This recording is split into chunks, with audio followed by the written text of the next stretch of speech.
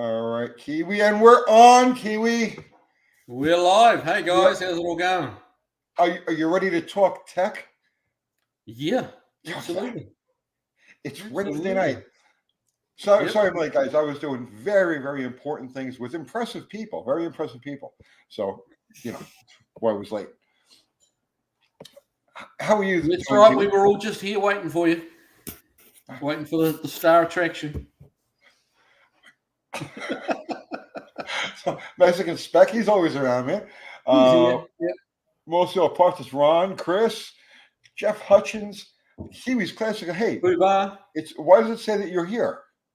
Because while I was sitting here bored and I could see them chatting, so I thought, well, I'll log on and I can do comments before I was actually live. Dude, I left you bored. I'm so sorry. Yeah, that's like my biggest fear. Oh Lord! So what's new in your world, man? My biggest fear. That's not what we want. It's playing us back over itself. I saw the video you did yesterday. Oh, yep. Yeah, the hubcaps very snazzy, dual quads. A step above. Yeah. Very nice. Just get that 4-inch stroke of Kring. Oh, Dr. Art's in the house. Hey, bud. So you are going to do a 4-inch stroker? Yeah. Ooh, okay. All keeping the original engine, or are you going to pull the original engine and put a different one in? Another power. No, I want to build that engine that was in the car. Okay. Well, if I can find another one to keep the car mobile in the meantime while it's getting built, I'll do that. If I can find a decent runner somewhere, it don't have to be fantastic, just maybe nice, a little bit better than what I've got, but whatever. All right. Well, if anybody in the general vicinity of Middle Tennessee has a 1961 or earlier Plymouth Poly, let Kiwi know. Yeah.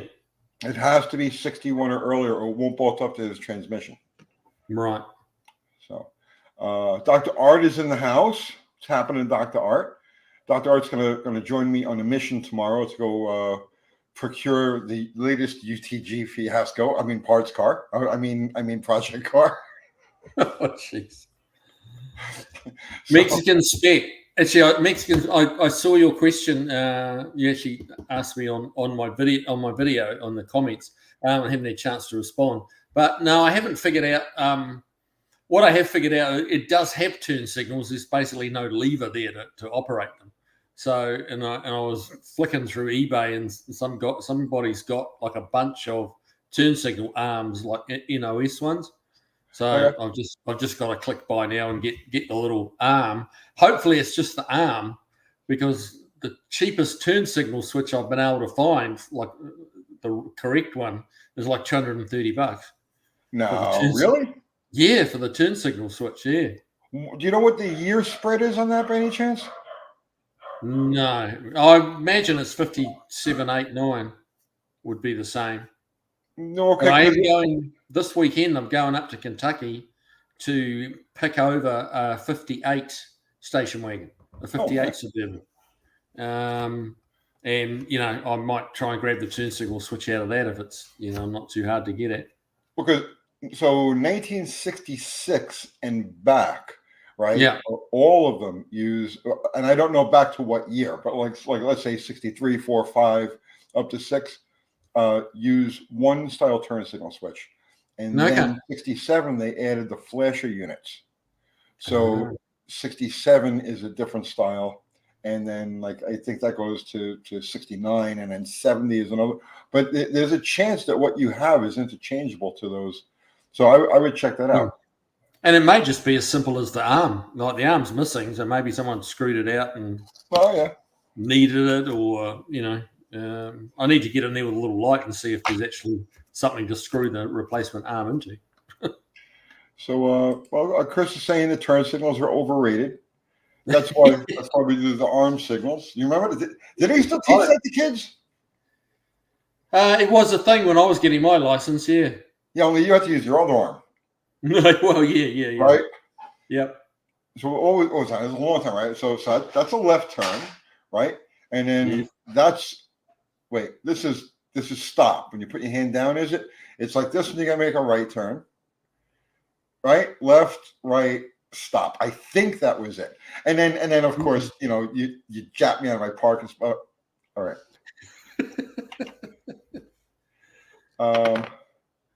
Let me see here. Glenn Nickerson. So why did removing the sway bar links lower your ET turn? Oh, you mean on the Mustang? It wasn't just the sway bar links. I just ripped the sway bars out, period. Because the car wasn't transferring weight. It has no tail weight. You know what I'm saying? There's no overhang in the back.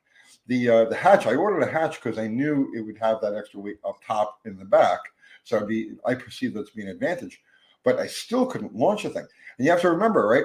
1987, there was no drag radials. There was nothing like that. If you're going to use a DOT tire, it had to be a regular DOT tire. And I ran most of my fast times on the Gatorbacks, the stock Gatorbacks. And we had these McCreary dirt track tires that we used for a while too. That was the best thing out there at the time. But when I undid the sway bars, that allowed the car to actually actually start to transfer weight. And then I started playing with tire pressure in the back to even it out.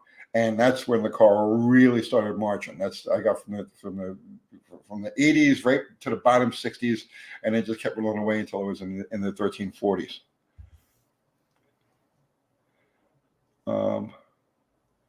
Let's see.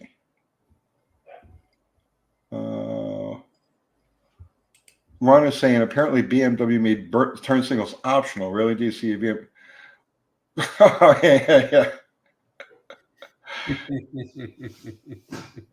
No, I get it. Let's see. What's this about? What's that?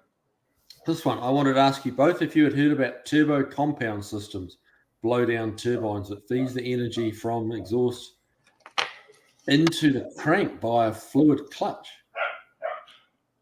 Nope, haven't heard about that. I don't think I've heard. Let me read our blow down turbines. That feed energy from exhaust into the crank via a fluid clutch. No, I haven't heard of that. Who is experimenting with that? Because that's something I'd like to look into. I saw. Oh man, I was falling asleep last night, right? And so I was a little like out of it. And I caught a video of this engine. It's a combination. Tell me if any of you guys have seen this, that you can elaborate on this. It's an engine with a split piston, okay? Kiwi, you got to picture this, okay? So picture a piston, right? So you get the bottom part of it, with the wrist pin and the connecting rod, the skirts, okay? And then you have the top part of the piston, the rings and the head, right? Well, now picture this piston as being two pieces. So that the top part of the piston separates from the bottom part of the piston. Now, the bottom part of the piston is connected to a conventional crank, conventional rod, and it just does its thing normally, right? Right. This is crazy. But evidently, these things are running. There's running prototypes out there. The center of the piston is attached to another connecting rod that's attached to an eccentric that's attached to the camshaft. So the whole piston goes up and down. Then when the piston comes down to the bottom, the top part of the piston takes a shot up all by itself and then comes down under power. Yeah, okay. It's crazy. It's mind crazy thing. Good Lord. I'm trying to imagine how that could possibly work. What's that? I'm trying to imagine how that could possibly work. They have an animation of it. I had to watch it a couple of times. I was falling asleep, so I'm like, "Is this real, or like it's like The Onion, or something like that?" No, it's legit. Huh. Oh, okay. Wait. I just saw Kim said it was used on DC-7 planes in the 1950s. That's that compound turbo thing. Wow. No, that's interesting. It is. Did they have planes where you came from? Yes. The silver birds with the... That's how it got here. I didn't swim. I'll tell you that much. Right.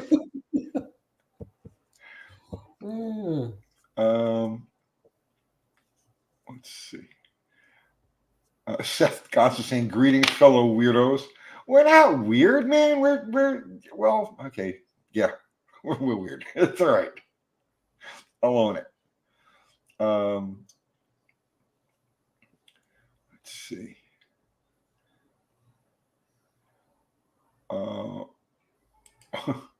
Zach's Mopar's mashed potatoes.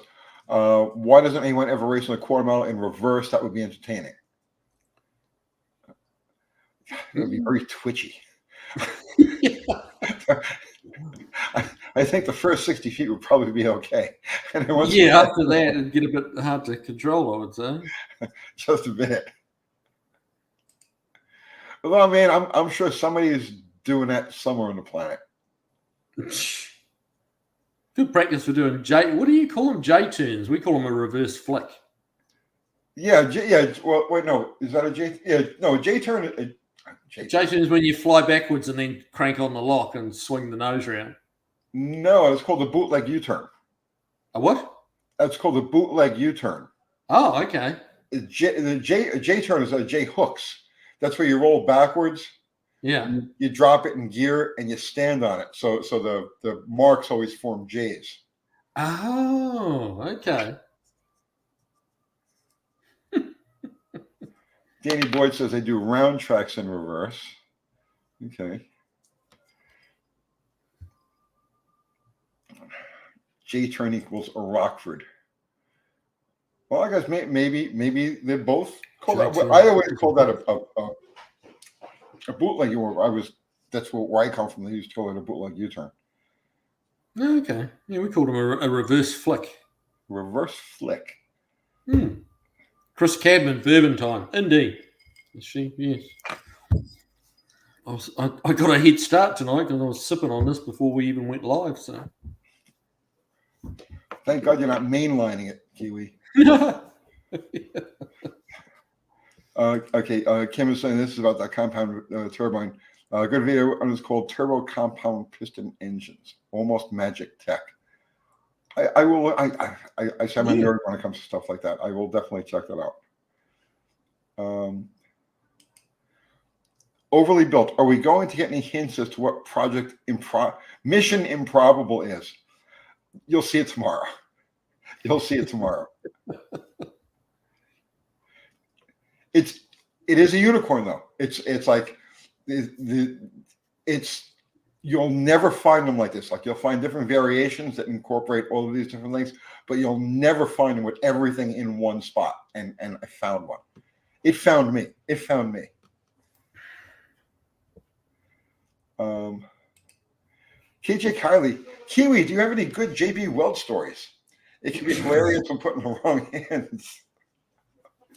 Well, a buddy of mine has got an old, like about a 54 International truck. And gosh, this is when I lived in Texas. So this is like 12 years ago, 12 or 13 years ago. And he had a broken exhaust manifold on it. Well, because it was the International, so it was all a little bit different to the Chevy, just different enough. But the exhaust manifold, there wasn't one around anywhere.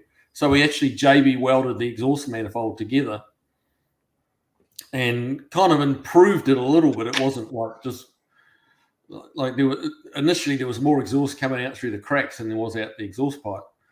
So we did improve it. I wouldn't say we made it perfect, but we improved it. And I was talking to the other day, and we was talking about his truck, and apparently that's one of the few things that's still hanging in there on his truck is that JB Weld repair on his exhaust manifold. So there you go. So Ron Ward is asking, did you use any ballast in the Mustang to help transfer weight? I didn't mention it in that video I did today. Well, there's a lot of stuff I didn't mention because I don't remember it all. But a lot of head trauma between in and out. But I did melt a bunch. I went and bought a bunch of fishing weights, lead weights, and I melted them down into the trim. So I took the trim down, the roof trim, like the stuff that was around. If I remember correctly, it was like around the back of the hatch and where the hatch covered the headliner, or where the headliner would tuck into. And I took all that molding down and I melted the lead fishing weights into that. I don't know if it helped or not, but it certainly didn't hurt. You know what I mean? And I think I did that fairly early on. But anything I did on that car,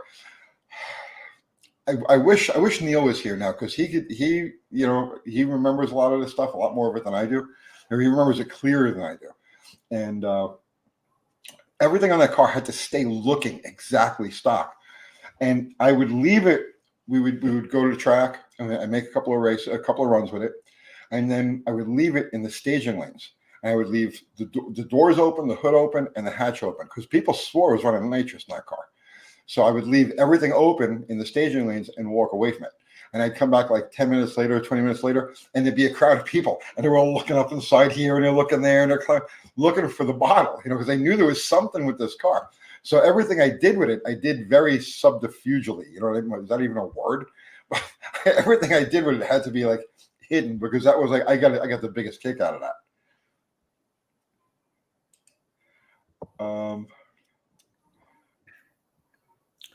Chris Freemason, Mexican Speck, he's going to put a 318 in a Daihatsu Charade. I didn't even know you guys had Daihatsu Charades over here. Or Charade. Can't you get a shot for that? A what, sorry? Can't you get a shot for that? Daihatsu Charade. Yeah, I mean, you know what that is? Rolling goes down. Have you ever seen a Daihatsu Charade? No. Tell me. Oh, wait. Maybe. They're a little wee Japanese car, a little wee thing. Okay.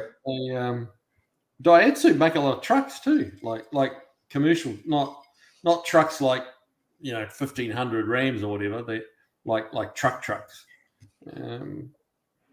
They also make these little teeny tiny cars as well. But to put a 318 in one of them is a bit of a shoehorn.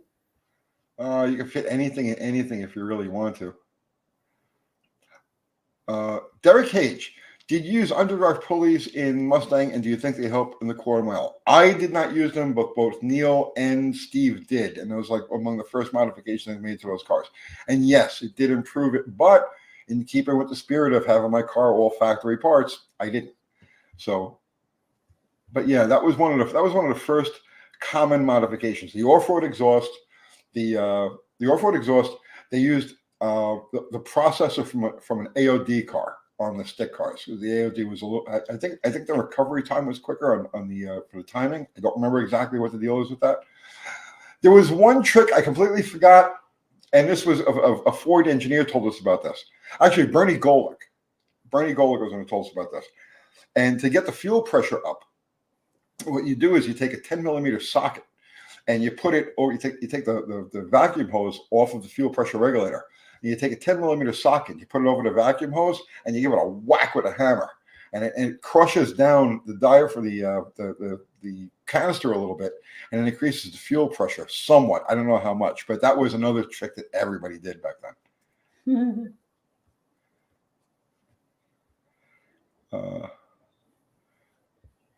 2 tornadoes.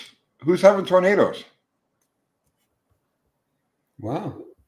We got tornado season coming here, Kiwi. Yeah, it's true. What? Mexican Specs answer to what is a Daihatsu Charade is a crappy little car. That's a pretty good answer, really. To the point, accurate. Chris Greenaway, what's the best course of action for finding parts that are obscure? Well, Kiwi's the man with this. He's right now he's all about finding obscure parts for an obscure car. Yeah, I mean, it's just Google and patience and read. Read thoroughly what you're looking at. Don't gloss over it. You'll be surprised if trying to cross-reference parts over and like see if people have got part number. Like one of the badges I found, I found the part number for it off another auction, like another eBay listing, and the guy put the number in there. And so then I searched the number and came up with another one, and where the guy had 2 of the badges that I wanted. So yeah, you just gotta. Yeah, eBay is really good, and yeah, Google. Do you ever use like Magic 8-Ball, Ouija board, Santeria? No. No. No. Okay. I've used all of those things. It's rough, because the demons start to pile up, but they can usually find you pretty good deals at the same time. You just have to. Well, that would explain a lot. Yeah, you got to deal with some of the stuff that goes with it, but Danny Boyd says they simply bought an adjustable fuel pressure regulator from 5.0. Aren't you special? They didn't exist back then. That's what I was trying to tell. That's the point I was trying to make with that video today. All of those parts that of today, the common parts to modify a 5-liter, did not exist. It was all still in flux, in evolution and shit. People were still learning about this stuff. And the manufacturers, the combination hadn't been around and popular long enough for the manufacturers to design and tool and gear up and do all of the stuff that they have to do to make parts. So everything, when we were in the thick of this in like the spring and summer of 1987, those things did not exist, nor the knowledge to use them. In cahoots with Christ says UT finds obscure parts by having 4 of the same car. That's closer to the truth than you realize. That is closer to the truth than you realize. Wait. So, no, it's not a Plymouth Arrow. Zero is saying, boss, great video. Well, thank you, Zero. See, any compliment from you is I know is sincere, and I really appreciate it. Thank you.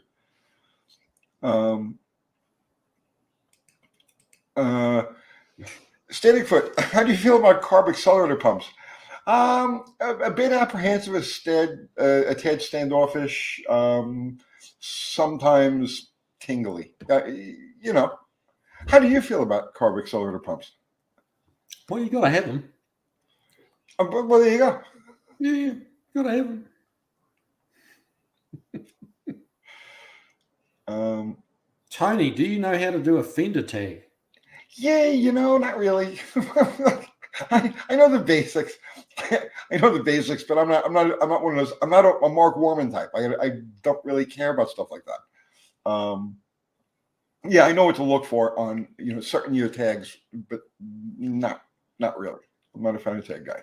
There are fender tag Dakotas. If I'm ever really curious about something, I'll just look up whatever it is.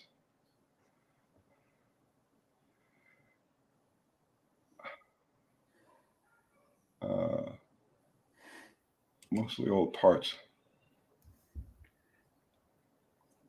Heck, the Fox Body Mustang grew in popularity so fast. FFW, what was that now? Fast Forward Weekend or Fun Forward Weekends, and NMR eventually exploded with them. Yeah, that came a couple of years after. Just Zero. Zero's put up the link to my channel. Oh, nice. Yeah. Well done. Thank you, Zero. What's that? I just said thanks for putting it up. Kiwi's crusty classic that actually travel long distances. There you go. It's legit. It's legit.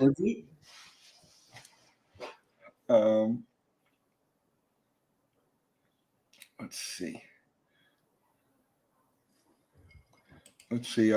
Anthony Barber, 20 rear with a 73, 74 Roadrunner have with a 318. It would be an 8 1/4 with a 321 gear set. And they were open with all, believe it or not, all Roadrunners, every one of them, right?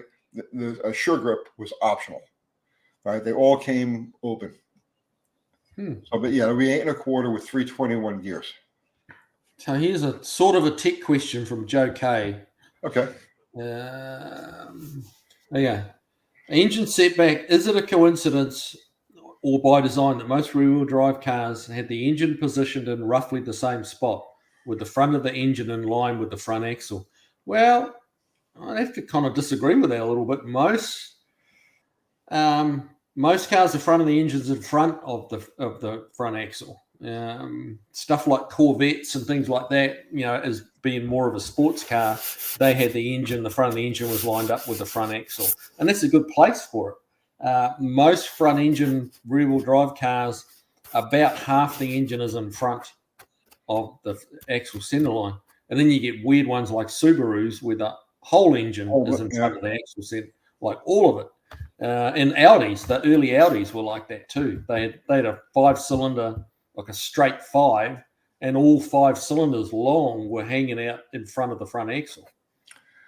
And they would understeer like pigs because you couldn't, the weight was so far forward, the front wheels couldn't overcome that weight to make the car change direction, like if you were pushing them.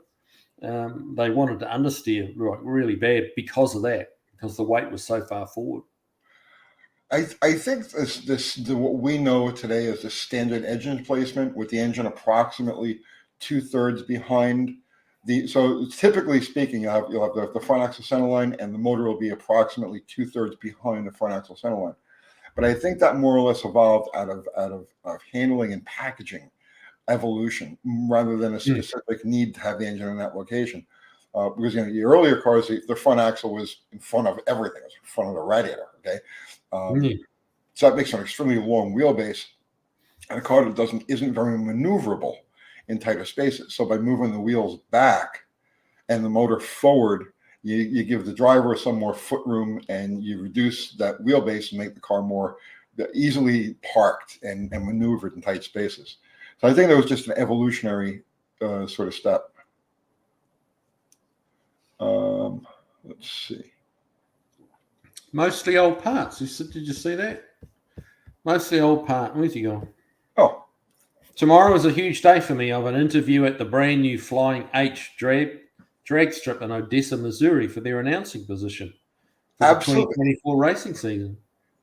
That's awesome. For you guys that don't know, Ron Ward is like one of the greatest announcers in all of drag racing. He's been doing it for a long, long time. And that's awesome. That's awesome. But a brand new drag strip. I mean, how good is that, right? And Ron Ward in the tower. I may have to go there.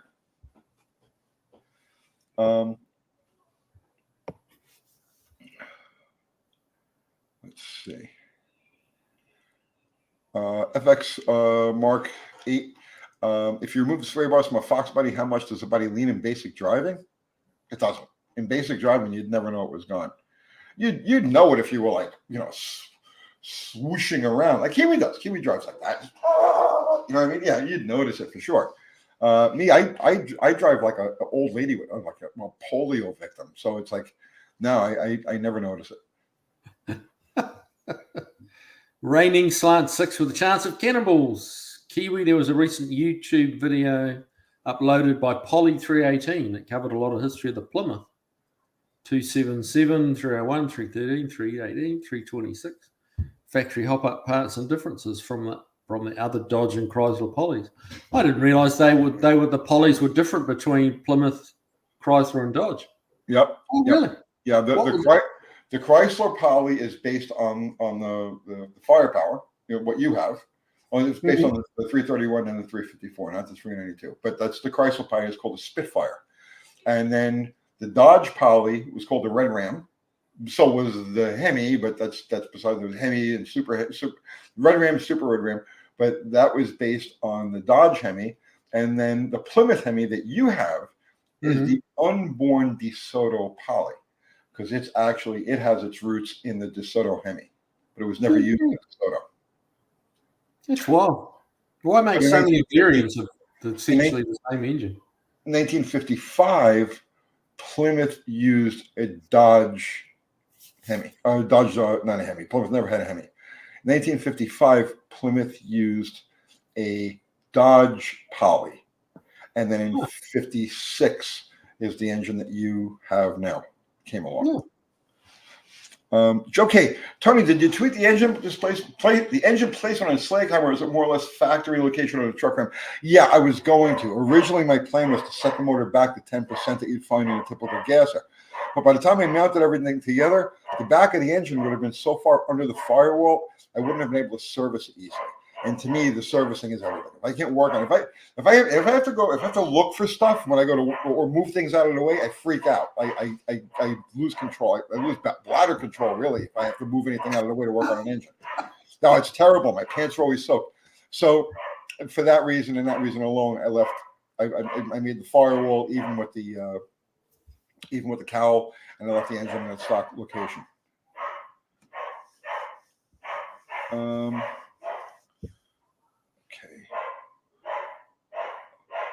You pick one, Kiwi. I'm looking. My dogs are going nuts. Yeah, they are, aren't they? Because they know you're on, man. They want to see you up close. Okay, Alan Shildroth. I need to make 300 horsepower with a 78 Dodge Challenger. What should I do first? Dodge Challenger M. Well, Wait, what is this? Okay.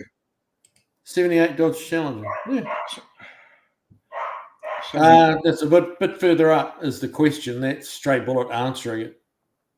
oh. So go up about 4 posts. There you go. I need to make 300 horsepower with 78 Dodge Challenger. What should I do first? Motor in that car is super bulletproof, man. That's a 2.6. Those are great engines. 2.6? Yeah. So that's a little 4-bang. Yeah, it's a Mitsubishi. Oh, okay. Yeah. That is such a stout engine. They're really strong. You could do a lot to that thing. So that'll be turbo then, won't it? Yeah, you can turbocharge that. It'd love it. Were they turbo from the factory, or No. they were normally aspirated? No, just carbureted. It had a progressive. It was a McCuney. I don't remember who made the carburetor. It was a progressive 2-barrel carburetor, but that basic 2.6 engine is like awesome. I mean, like really awesome. Yeah, they turboed that in the Mitsubishi Starion and the Conquest. Did they? Because I'm not familiar with those cars. Yeah, they did. Well, at least they did in Japan. I'm not sure what they did for the market here. But the 2.6, they put a turbo on that, and you'd easily get 300 horse with a turbo on it. But to get it normally aspirated to 300 horse you'd need to do quite a bit of work. Yeah, I rebuilt at least one, maybe two of those engines way back when I was just turning, regular turning wrenches. So I know them inside. And it's stout. I just remember pulling the thing apart. I'm like, wow, this is a really sweet motor. And it's got a true hemispheric combustion chamber on it too. Not great, not the best thing for normally aspirated power, but if you're gonna turbocharge it, just like or spray it or anything like that, it's ideal.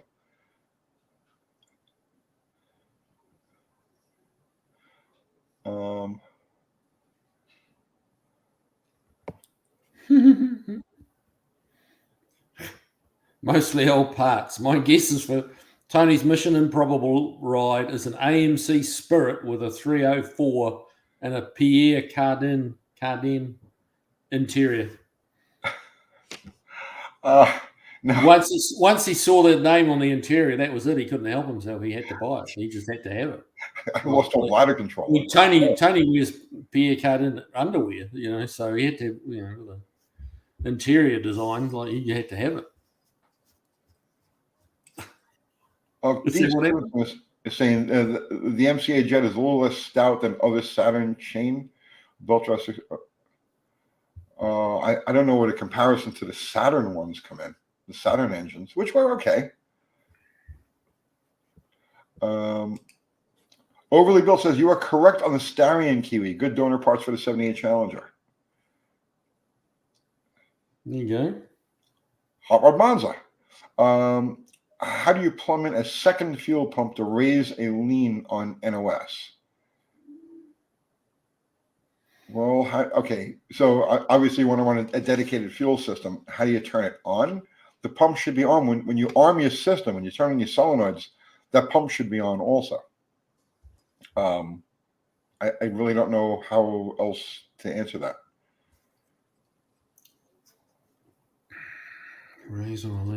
So he's wanting to actually up his fuel pressure, and trying to do that by putting a second fuel pump in.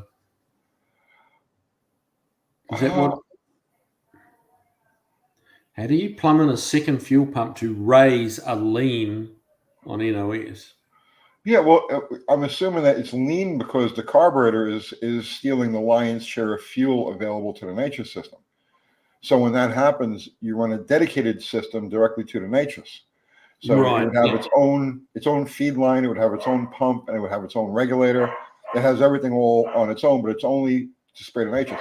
And generally speaking, you don't really, I mean, you got to be spraying a pretty significant amount of nitrous. Because you have to, okay, volume is really important. So the thing with nitrous is pressure at the spray bar isn't really all that critical because it's under vacuum, right? The fuel, so in other words, like if you were to just, let's just say you would connect the line from your fuel tank to the nitrous spray bar and don't put anything in between, you would just drown the motor in gasoline because the same vacuum that's pulling against the carburetor is pulling fuel through. So it's the pressure making sure that you've got adequate volume up to the spray bar. And then, of course, once you get into like super systems, like, you're spraying 500, 600 horsepower, now that's a whole different animal. But if you're dealing in the zone that we do, you know what I mean? Generally speaking, like 150 shot or thereabouts, a typical Holley pump, with 7 PSI through a 3/8 line should handle 150 to 200 horse. You get over that, then you start looking at a dedicated line.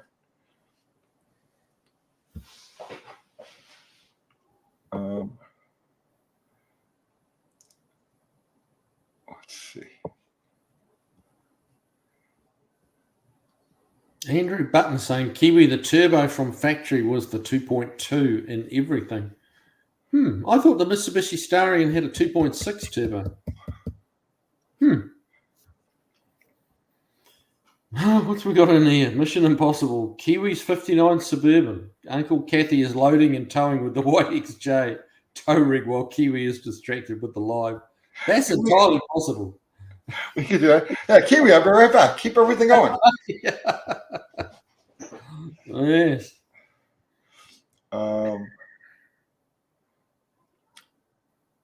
Let's see.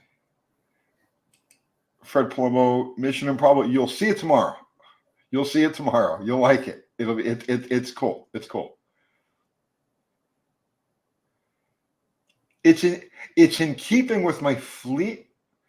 It's in keeping with my fleet, mentality, but it's completely different at the same time. So you'll see.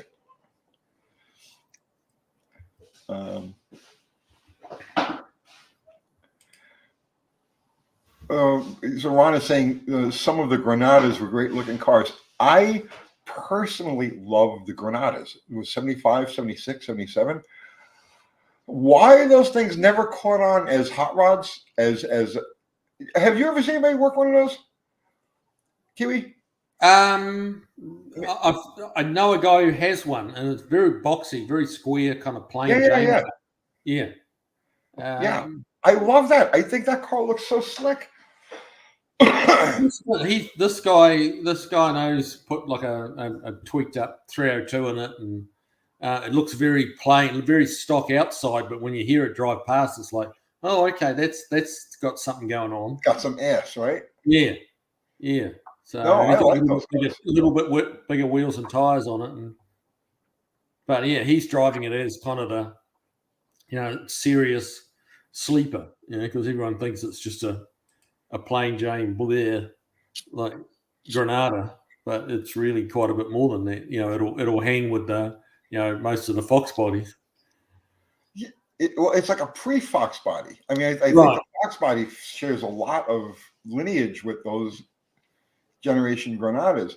Dr. Art, why are you hating on the Granada, man? Don't hate on the Granada.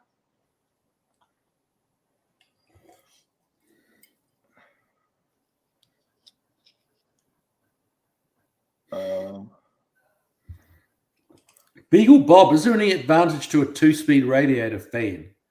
I plan on running it on high the whole time so I can bypass the ECU. Well, I mean, the advantage is voltage draw because an electric fan draws a bunch of amperage. Right. I say voltage draw, amperage draw. So that's why they would have a 2-speed. So you're not pulling off the charging system or the electrical system all the time hard like that. You got a super chat there, Tony. Oh, Buddy Carafano, where would you get an idea like that? A 2-door rear-wheel drive 5-speed XJ stripper with like no anything. Where would you even get an idea like that? Thank you, Rainy Slant 6. A super chat. Tony, you think maybe the Sotolytic hemi-cylinder head might bolt up? No, it will not. So, yeah, Okay, the issue is the deck configuration. So the Hemi DeSoto has a different deck. Okay, so that's why the heads won't interchange. When I say deck valley, the valley. So the DeSotos use a closed valley like the Hemi, like the Chrysler, and even the Dodge. It uses a plate that covers the valley. The Poly uses the intake manifold to cover the valley. So Right. that's right. So now, other than that, the bore spacing is the same, and the cylinder head bolt spacing is the same. And if I remember correctly, all of the water jackets line up too, because I had two. I had a Plymouth Poly and a DeSoto Hemi block. I did this early on when we first started this channel. I had the two blocks side by side, and I was showing the parts how you could just like the timing chain cover. The bolt pattern is exactly the same, but there are like water passages at the bottom that are different. The oil pan, when you take an A motor, like a Poly or even an LA or even a Magnum oil pan, and you put it up against a DeSoto oil pan rail, they're the same distance, the same cutout, or recess, I should say, for the seals, front and rear seals, and the back 6 bolts on each side bolt up. They line up exactly, and then from that point, the whole spacing drifts off a little bit. But other than that, they're the same. So it's very clear when you take an A motor like Kiwi has, and you take a DeSoto Hemi block, and you put them next to each other, like the family resemblance is like you see that the same person or the same team drew this out, and one became a specific Hemi, and one became a specific Poly. Jimbo Jones, wasn't the Starry in a 2-liter? The earlier ones were, I think, the 1, 2. They had a series 1, 2, 3. I think they went through to 5, and the later model ones went to a 2.6, and they had a lot of success in rallying with them with the 2.6 engine because it was one of the bigger engines around at the time.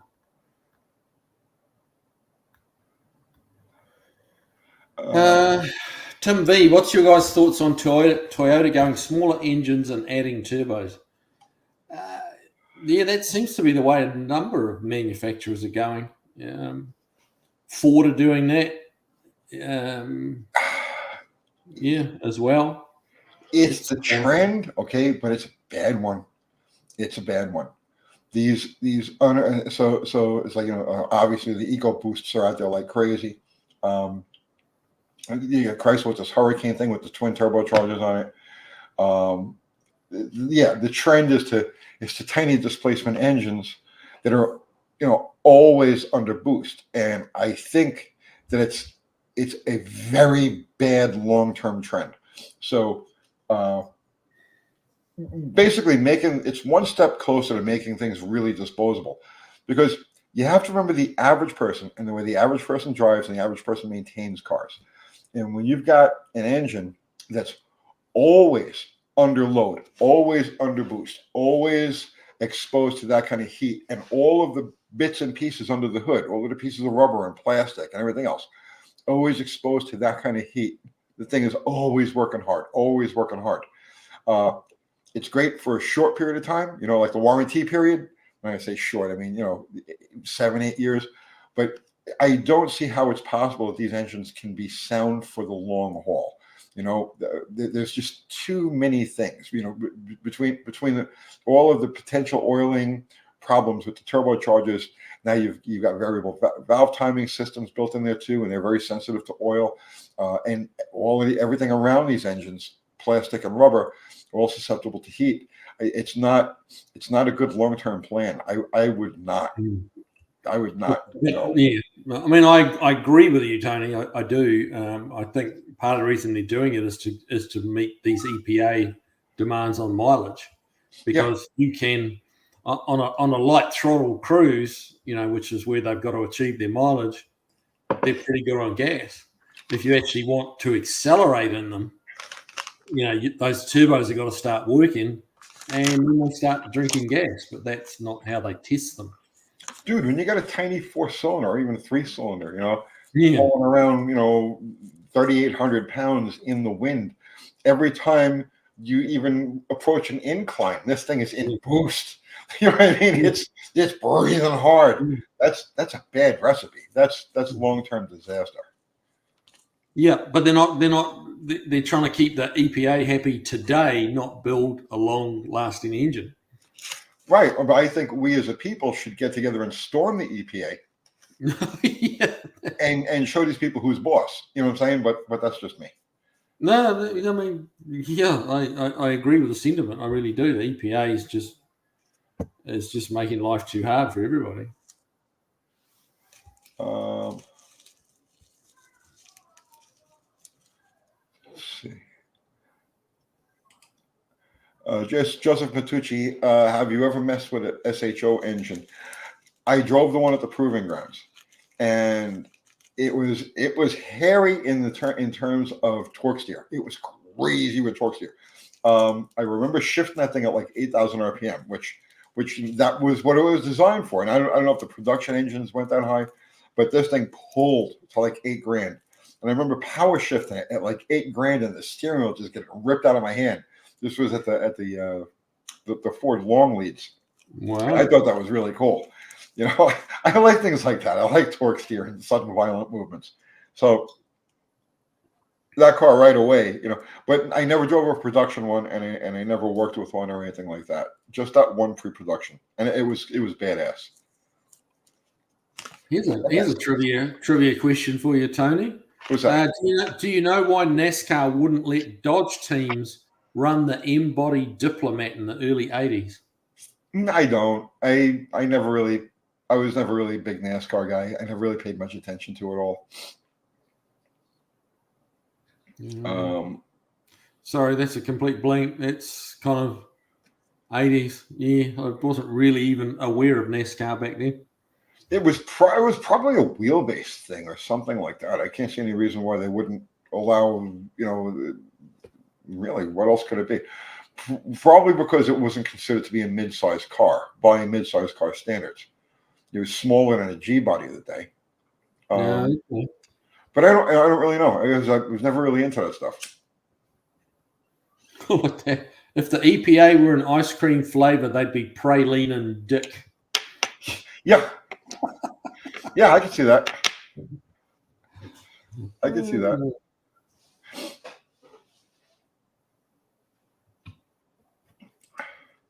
Danny Boyd saying the EPA is one of the few letter agencies which has actually accomplished some of its mission. Oh, what is its true mission, though, bro? What is its true mission? I mean, I agree with desmogging the cities that are prone to smog. I get that. You know what I'm saying? I get that. I don't get the rest of the world, the rest of the planet, which is got. That's the thing with like the environmentalists and all of these other people. It's like they don't realize. Maybe they do realize, and they just ignore it, like cognitive dissonance or something. This country is just jammed full of dead open space. You know, you realize you could take the entire population of the earth, 8 billion people, and put them all in Texas, and everybody gets 10 square feet. Okay, which leaves the rest of the world completely uninhabited. So it's like, the way I see it is, yes, have restrictions for cities that are prone to smog issues. Obviously, no problem. I get that. I fully support that. Ban vehicles altogether. If you want to live in a city like that, you can't have a car. Fine. I'm for that. I would vote for that. Okay. But leave the rest of the country alone. It doesn't have a smog problem. That, you know what I mean? That never could possibly ever have a smog problem. That's my main issue, like EPA regulations. It's like it's a broad stroke that covers everybody, when it's really just a few small pockets that really need that help.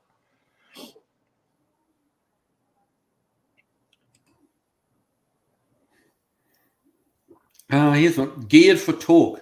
I have a 50 Windsor, Chrysler Windsor, I assume. Nice. I want to make a cheap rubber burning cruiser. What year 318 would you suggest? So that's Poly versus LA, really, isn't it? Yeah, well, actually, nothing is going to bolt in there. He's got so it's a 50, so it uses the floating power engine mounts. So there's no regular Poly or LA that would bolt in there. An early Dodge Hemi would bolt in there. 2 something or other. I don't even remember freaking either. The 241 and the 270 would bolt in there, like bolt in. But you got no real easy bolt-in options, and your steering box location is a problem with those cars too, because the steering box is okay. So behind the engine, right, the frame rail pinches in like this, and the steering box is mounted behind the engine, exactly where starter would be on an LA. So you have some hurdles to get around with that 50 Windsor as far as putting a V8 in it. I don't know. I can't really suggest a specific V8 for it though. Are you familiar with that frame layout, Kiwi? No, I'm not, honestly. But I'll tell you what, Geared for Torque, I'm sure somebody in here is even more familiar with the stuff than I am and can throw some suggestions as to what to do. Kiwi would say just put a rack in it, and if you put a rack in it, you can stick anything in there. Yeah, I mean, he's asking specifically on a 318. So, I mean, once you hit the LA series, the year's not that important, is it, on a 318? Well, yeah, it is. Sure, the 67 through 69 motors have higher compression. There's like a 9.2 to 1 compression. The 67 and it maybe 68 have really sweet closed chamber heads. I think the casting number was 920s. So yeah, you're starting off with a slightly more potent bullet with a 67 through 69 motor, then 70 through like 84. Oh, those are like your stone pony years, right? There's really nothing there. And then you get to the 85 or 86. They brought in the 302 head. There's a closed chamber head, which is really the same as the earlier 920 closed chamber head, except a little dimple in the combustion chamber to promote swirl. But those have miserable ports. So I would say if you're looking for an LA motor to bolt into that car, to work with, to stick in that car, I would say try to find a 67 through 69 318. So you would really, I mean, the Poly wouldn't really be a good competitor in that situation, would it really? No, it probably would be. I wasn't thinking along those lines though, but yeah, you're right. You could stick a Poly in there. I don't know how the exhaust. See, the main drawback with Polys is the exhaust, because they use it's a miserable exhaust manifold, like where the exhaust comes out and just there's no room and it just has to make a hard turn. Okay, they're not good exhaust manifolds, because remember the engine wasn't designed for high RPM power. It was designed for cruising torque, so they didn't really care very much about exhaust flow. So those engines don't have good exhaust manifolds, and then headers are expensive. Kiwi, you're going through with the headers, right? Yeah, well, they are. They're best part of $1,000 for a set of headers, and guys are messing around with using actually small block Ford headers, cutting the head flange off them, getting a flange cut based off the exhaust manifold gasket of a Poly, and then welding that up to the Mustang or small block Ford headers. With a certain amount of success by the sound of it. Depending on the application, you may have to change a primary or two from what I'm reading. But I'm going to find out all about that, because that's exactly what I'm going to try and do. So, for what Geared for Torque's trying to do, though, in a Windsor, I mean, the real drawback with the Poly is just, the difficulty in parts to some degree. I mean, you can't even buy nice valve covers for it. Yeah. There's nothing out there, and intakes you've basically got to buy used. There's no aluminum heads out there for them. No aluminum heads. But I do see sweet valve covers. I see old thin valve covers that pop up. Man, they're expensive. Oh yeah, I mean, if when they come up for sale, they're very expensive. Apparently, there was a company in Australia making them, but they seem to have gone a bit, kind of dropped off the radar a little bit. But yeah, given what it costs to set up to make it cast valve covers, I'm surprised someone isn't doing it. Well, Glenn Nickerson says something tells me Kiwi could fab something. He's a master at everything else. Kiwi could take a couple of plastic forks that he picks up over at Chick-fil-A and some aluminum foil, and within an hour or two, he will craft perfect valve covers for that. There you go. There you go. Yeah, I must have the shape of the. You could possibly make an adapter plate to put somebody else's valve, some other engine's valve covers onto the poly. Oh, it's kind of hard because the ball. Well, yeah, I can't think of any engine that's scalloped like that. No, it's not. But maybe the adapter plate could overcome that. From if you have the bottom edge of the adapter plate wide enough to turn that scallop shape into a straight line. Yeah, but then you're doing away with the most beautiful aspect of those engines. True. True. When I look at a poly, my eyes, it's the first place they go is to those scallops on the valve covers. I think it's just so beautiful. Yeah. Yeah, it's kind of shades of the W. Yeah, a little bit like that. Yeah. Although the poly came first. Well, yes. The W motor was after. Indeed. Hot Rod Monza says, "Holy shit, the chicken tax is a lie." I told you. What? Yeah. I've been railing against the chicken tax for decades now. I have no idea what you're talking about. I know. Mark Suave. Guys, what is the strangest fake item you've come across on a car? Oh. Ooh.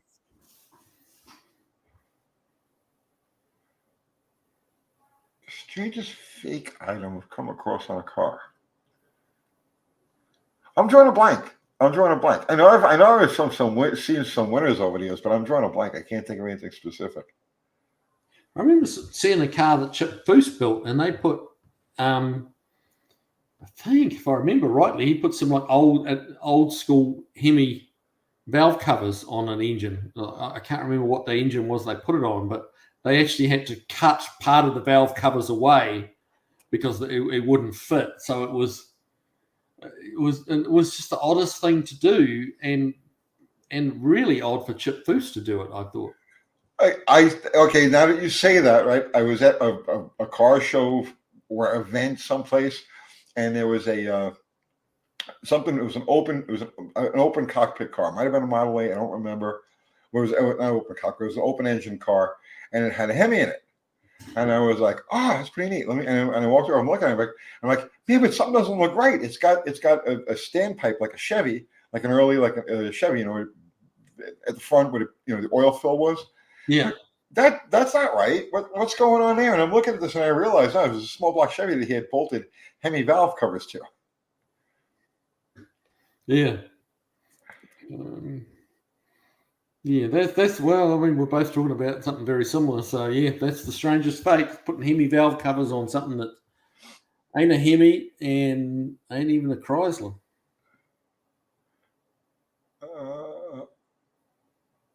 Let's see.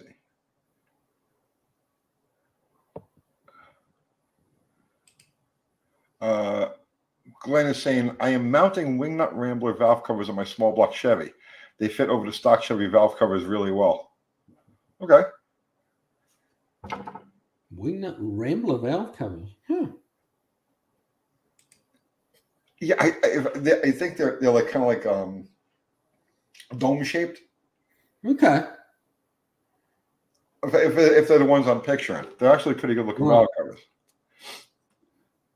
Kind of similar to the Nailhead, but bigger. Right. Oh yeah, I remember that too. Girl, it's fake injection that covers the carbs. Yep. I never saw that in real life, but I remember seeing the magazine articles of the advertisements for that, and I was like, face palm, right?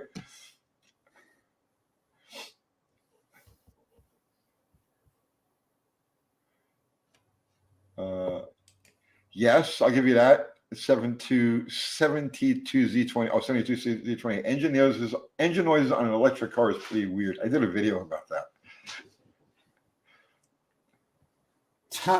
Tavo's in the house, maybe. Tavo other profile. Tavo other fake blower on the Mad Max Interceptor. That's true. Yeah, one with the electric operated clutch on it. Yeah. Yeah, I thought we were sticking with stuff that we had come across in real life, because then you get that fake blower on the Fast and Furious Charger. Yeah. That they just like stuck it on the hood.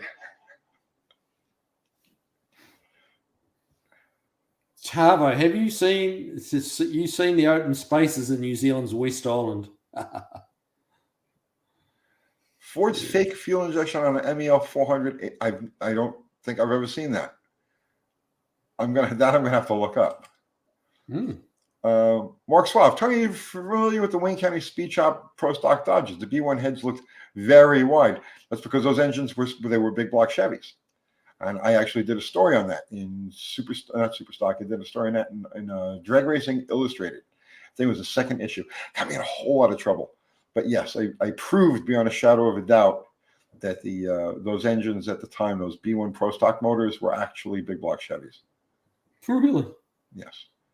And they were just trying to pass them offers. Well, it was the Dodge racing engine. You know, the Pro Stock racing engine was specific Pro Stock. It was supposed to be based on a B1 wedge, but it had big block Chevy bore spacing, big block Chevy everything downstairs, and the dressing of the heads, the shape of the heads was just enough so that you couldn't tell what it was. But yeah.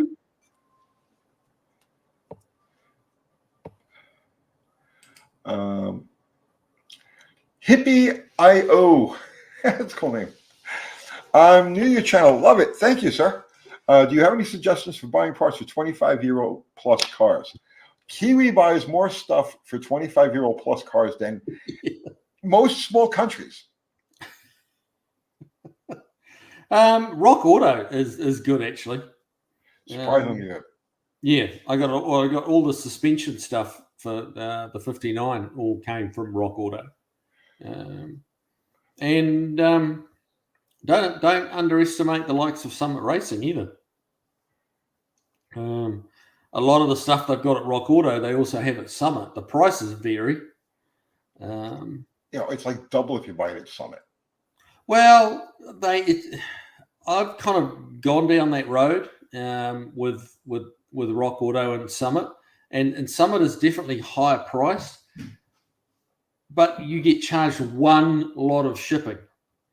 Like you can order, 8 different parts, and you'll be charged your $11.99 shipping or whatever it is.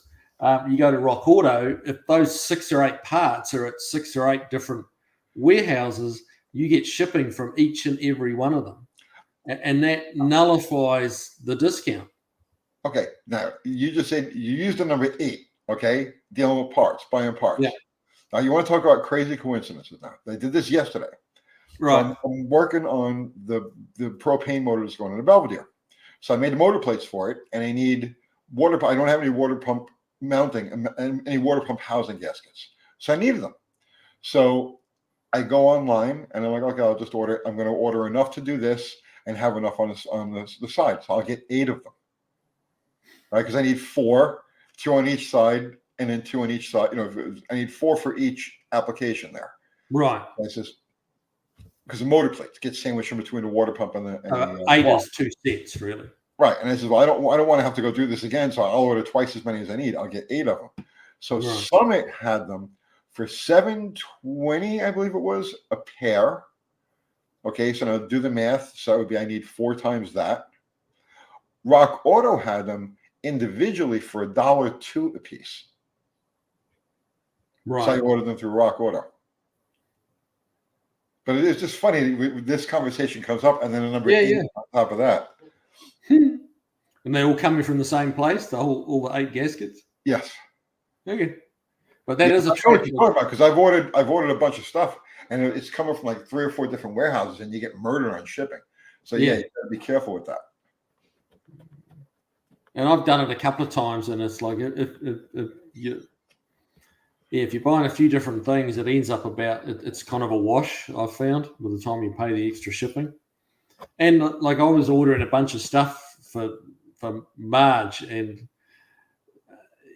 there was like 6 lots of shipping on it, and I went through and like if you look in the right place on in the checkout stage, you can see which pieces are coming from which warehouse. And like I'd ordered a gasket that was literally like $2 something, and it was $8.99 shipping for the one thing. And it's like, no, I just X'd that out. I got that. I just got that from. It was cheaper to just go and get it from Napa, because it was just one lone thing, one lone little piece, like a $2 item. With 4 times that in shipping. But there you go. You got to take that into consideration. If I'm saying Daryl Alderman would probably argue that point, Wayne County Speedboards. Back at that period of time, I think he would have had to argue that point through his parole officer, no? Okay. Please. Keith Stevenson, Kiwi's mob puts the steering box on the other side. That's right. We do. We put it on the correct side, the right side. For sure.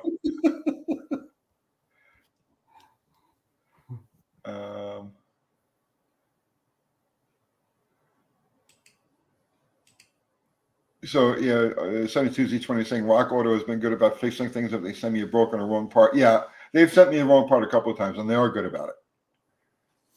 They don't even ask for the old one back. They're just like, here, we'll send you another one. So yeah, no, they're good with that.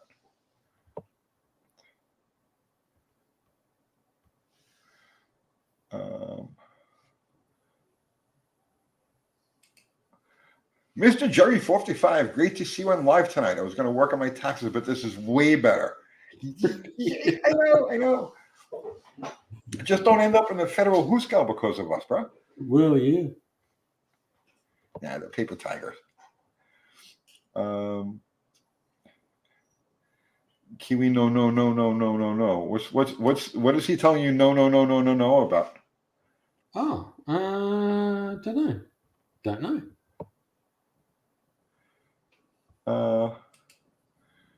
Scott Babbitt, do either of you order parts from Jegs very often?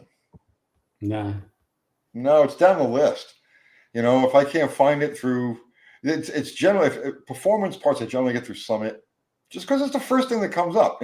There's a lot of effectiveness to like Google placement. If you pay the money, you do whatever you do, and you get to the top of the list, there's a lot of benefit for that. Because like when I need something, it's like, okay, here, and you put in the search and Summit comes up. All right, fine, Summit, here you got the sale. If it's just regular stock parts, production car stuff, I automatically go to Rock Auto, and I have for a long time, and I've been very happy with them. I get frustrated with Google when you search a particular company's name. Yeah. And they'll it'll pop up, and there'll be like 3 different companies ahead of the one you're looking for that are a different name. And I haven't paid attention a number of times, and I've just rung the number on the first one there, and it's like someone answers, and it's like, what? Who? What? Yeah, because they're not doing whatever it is that Google wants you to do. Yeah. So so it's not that if you search a specific name, that you should get. They should be at the top of the list when like if you Google UTG, you shouldn't get Vice Grip Garage first. No, you get a gun thing comes up first. Oh, really? Okay. Yeah. You get a gun thing comes up first. Let's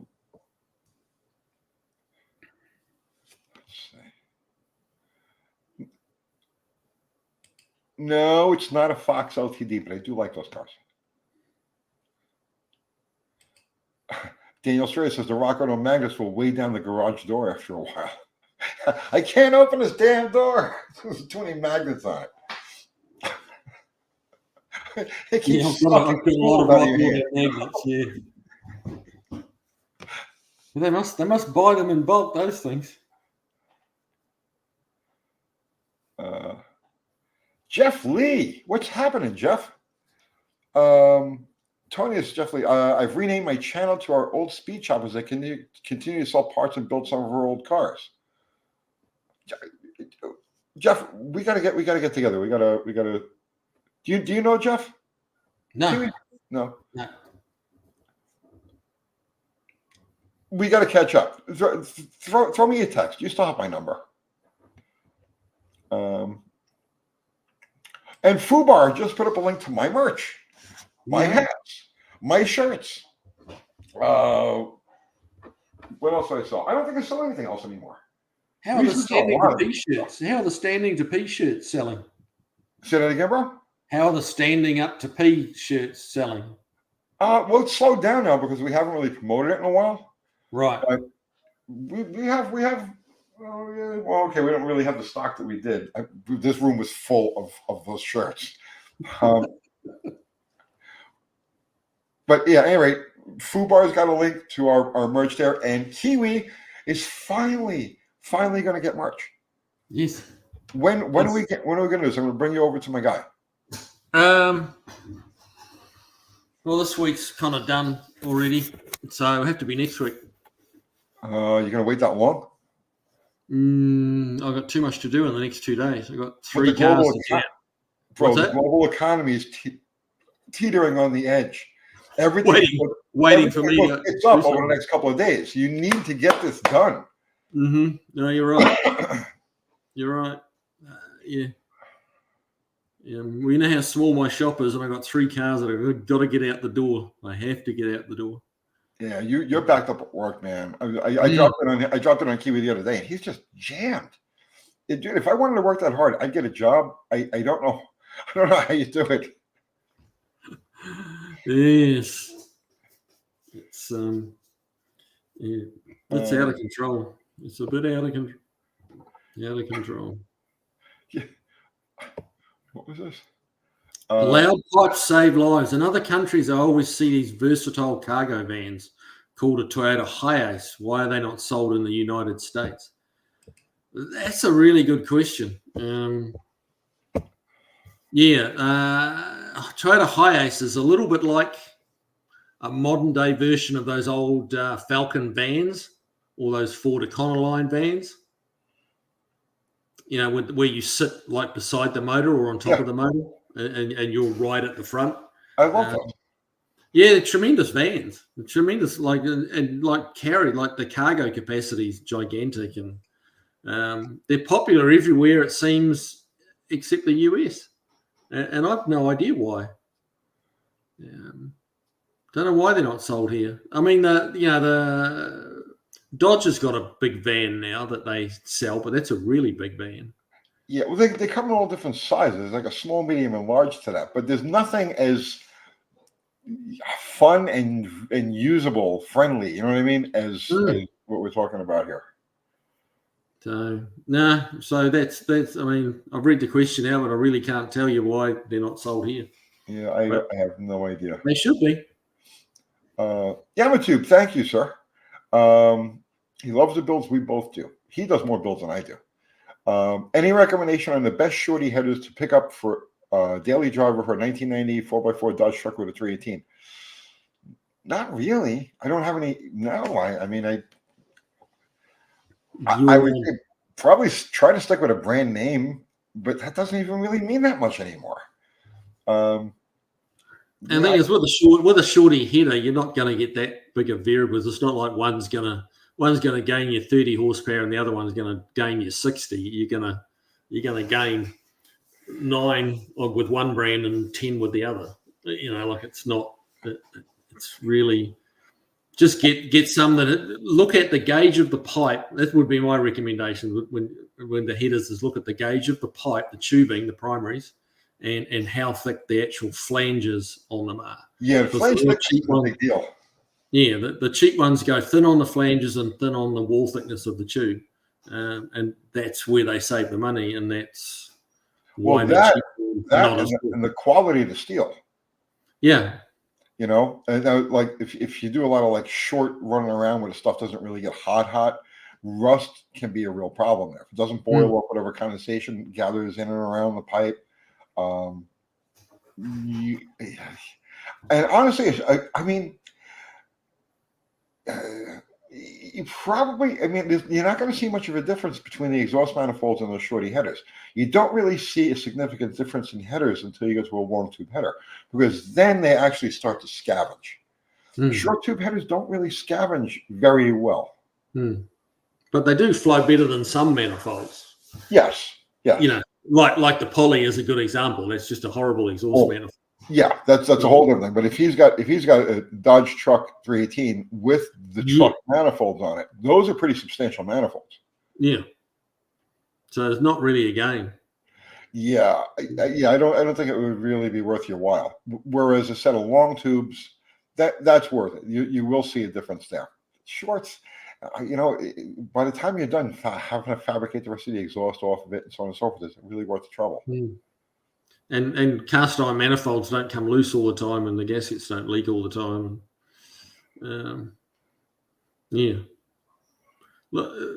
A decent factory cast iron exhaust manifold is fit it and forget it. Yep. But don't ever use gaskets on them. Biggest mistake on the manifolds, just a bit of RTV. I don't use anything. On the exhaust manifolds, just bolt them dry to the cylinder head and forget it. They're fine. And the right hardware. So one of the problems you have, a properly designed exhaust manifold is going to have hardware that allows the manifold to move slightly as it heats and cools. Like they'll have a conical washer. There has to be some movement to take up for the expansion and contraction.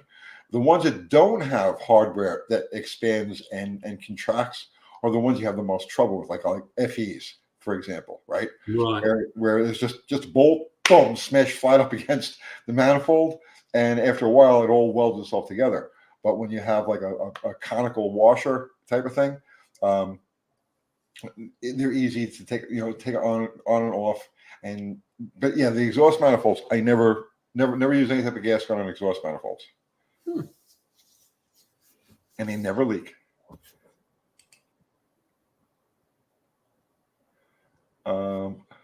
Drew's car care is saying no gaskets as long as they are nice and flat or fresh machined. Well,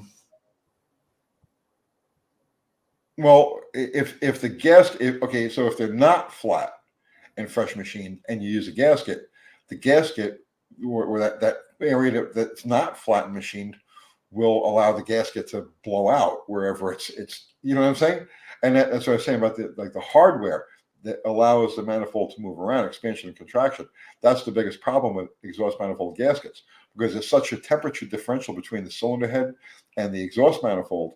They expand at different rates. They want to grow and contract at different rates. And that's, if you put a gasket in there, that expansion and contraction is always slightly working against the gasket and breaking it down until it finally blows out.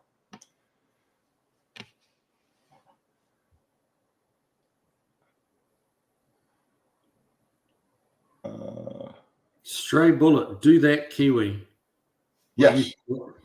What's he referring to? Stray bullet, do that, Kiwi. Do what, buddy? Everything we've talked about, Kiwi. Just do it. Do it. Well, yeah. Everything. Hold on. Give you a blur.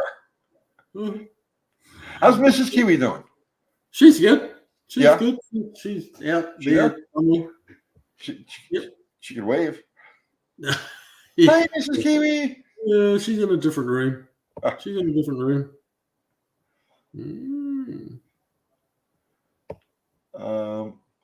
Joe K, what about copper gaskets? Yes, on headers. Absolutely.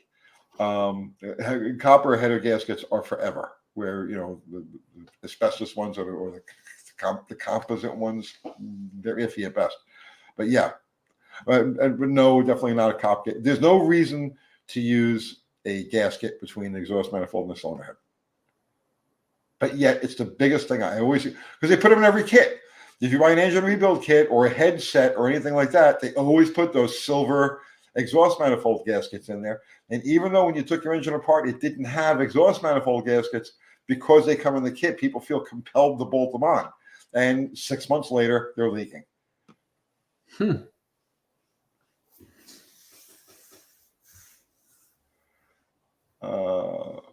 Dean Stevenson, got to change a primary or two. Artfully Dodger. Yeah.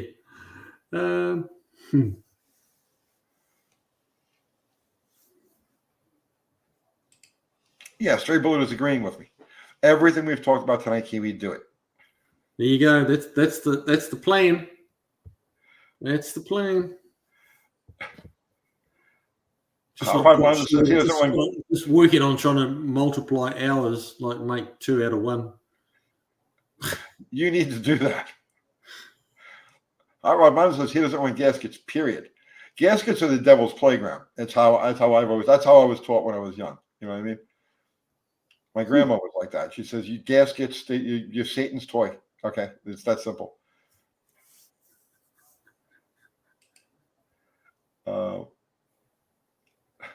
Kiwi's in the panic room. Mrs. Kiwi. Is Mrs. Kiwi in the panic room? Yeah. No. She's saying she's watching Housewives or somewhere or other out there. Is that a New Zealand thing? Do you have panic rooms? No. No. It's like not that I'm aware of. The national sport, panic.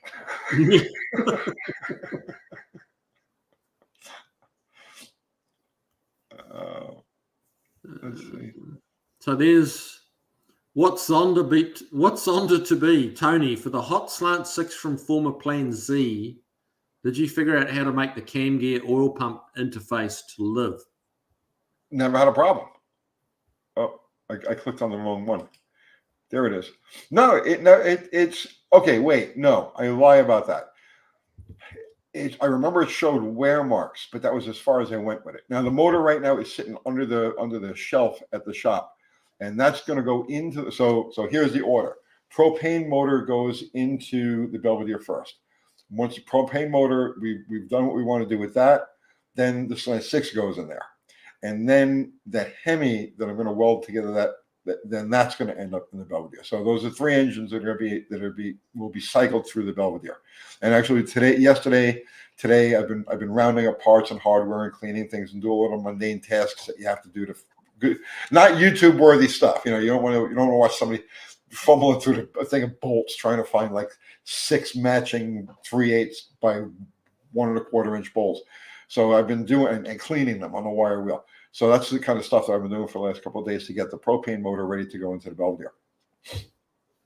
But the Slant 6 goes in next after that. Okay.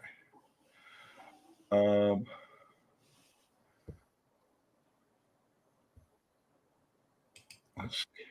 Smitty Wood. Hey, Tony, any plans to jump on the YouTube raffle train? I have nothing to raffle off. I mean, that's it. I'm out of everything.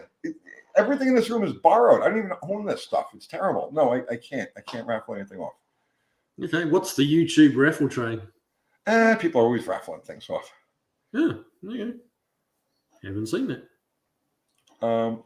Zero put a link to your future merch. I think that's nice.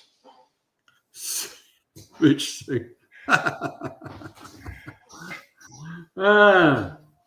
the plan is to make some large Marge t-shirts, some Kiwi Classics and Customs t-shirts, sweatshirts, and Kev the Kiwi shirts. I think it's kind of what I'm thinking. I can't wait for that. I'm going to order 2 of everything because I'm going to wear your shirt, and then I'm going to wear your shirt as my pants. So I'm going to be completely kiwied, and I'll probably wrap it around my head too. We could get some kiwis. Like I say, we can get some kiwi thongs made up for you if you want to. That's a little kinky, bro. That's a little out there. You know what I'm saying? But I could, I could do something with a bungee cord or duct tape or whatever, and use your shirt as my pants. So yeah, get that stuff going, bro. And I'll take 3 of everything you have. There you go. Yeah, 72Z20 says shirts make pants. Shirt says pants make toilet access easy. Yes. Why do you think chicks wear skirts and stuff? Why do they have to have a lock on all of the easy stuff? Please. in cahoots with Chrysler's, I would buy a Kiwi taking the piss shirt. Hadn't thought of that. There's something so blasphemous about. I can't put my finger on it exactly.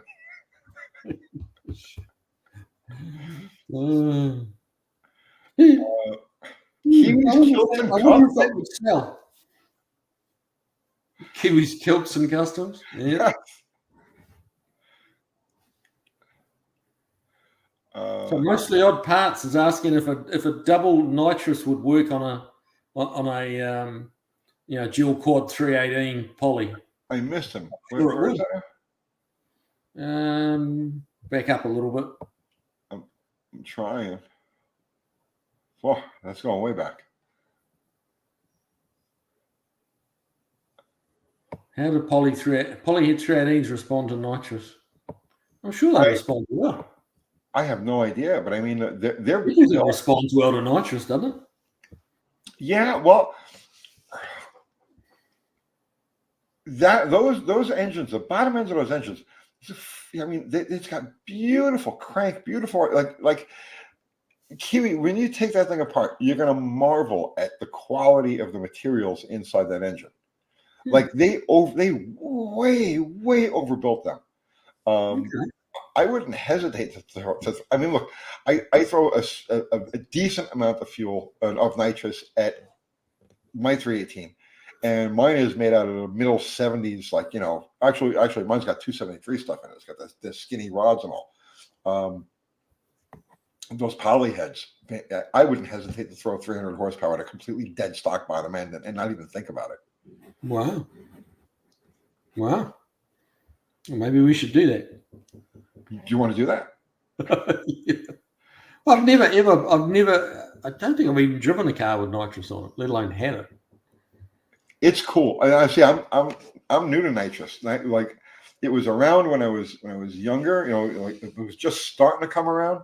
I had one experience with it where I blew up a Buick motor in 1982, 1983 or thereabouts, and then that's it. Didn't touch it again until Bottle Rocket.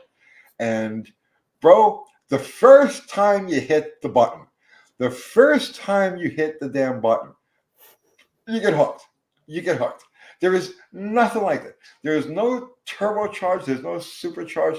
There's nothing that's as fun as when the fucking bottle hits. Just oh, it's like there's no build up. Okay, there's no lag. There's no nothing. It's just instant. You know what I mean? Instant. You'll love it. There's a big space in the trunk that would fit a couple of nitrous bottles. I got a 15 pounder at the shop that I'll probably never use. Is that a big bottle? Yeah, they're typically 10 pounds. Oh, okay. And a guy had a 15 pounder that had some nitrous in it for like $50 on Marketplace, and it had a gauge on it that needed the gauge. So I says, fine, I'll just buy that. So I have it at the shop. I'll probably never use it. But yeah, you're welcome to it, bro. Could be a giggle, couldn't it?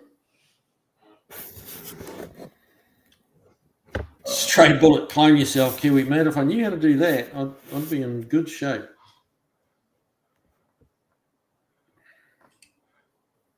AT Enterprise, my friend Chad says every car needs a 150 shot just in case. I tend to agree now. You know, I'm a believer. Like I said, it's like I went from gasoline, regular pump gas and stuff like that, to nitromethane, to back to regular pump gasoline. I never mess with alcohol. I have zero alcohol experience.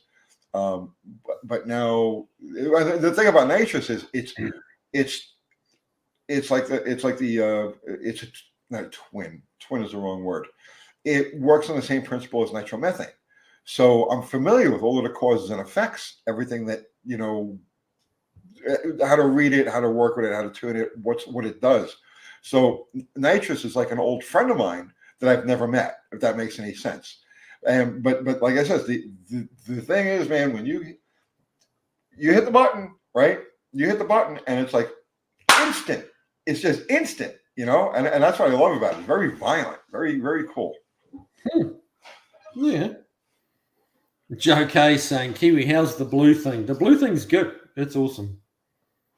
It's Yeah, one day I might race Tony's little hot rod in it, but I don't know. That idea seemed to go off the boil. Well, it's been winter, bro. The tracks have been Well, closed. true. Yeah, that's true. Now, Etheridge opens in 2 weeks, and I plan on being there with Slaghammer. So Oh if yeah, you want to take a ride out there, where's that at? Etheridge. They're testing tunes are on Friday nights. It's in Lawrenceburg, so it's 67 miles from me, which means it's only about 40 miles from you. Oh yeah, I'll be down for that. Yeah, you want to take a ride there? Let's. Yeah. Friday, I think it's the 15th, the middle Friday of March is our Okay. opening night. So I guess I'm planning on taking Slaghammer for that. So you can just drive what you bring. Yeah, test and tune. Test and tune. It's a beautiful track. It's a beautiful track. So yeah, And that's 8 mile or quarter mile? 8th mile. Everything around here. The only quarter mile track is Bowling Green. Oh, okay. Which is 100 miles north of us. Right. Well, Militia Etheridge. So the joke that I is, what do you call a group of lesbians with machine guns? Militia Etheridge. Yeah. Oh dear.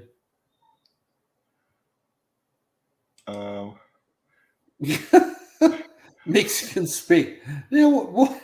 Now why are you going like that on me, Mexican spec? Can we get Kiwi to say something that will get him in trouble with Mrs. Kiwi? You know, it wouldn't be hard. No, I'd say yeah, she's ready to pounce, man. She's always ready. I would live in fear of her. I'm telling you. It's just yeah. She swung by the workshop over the weekend. I mean, she bought me a nice, Starbucks coffee, which was nice.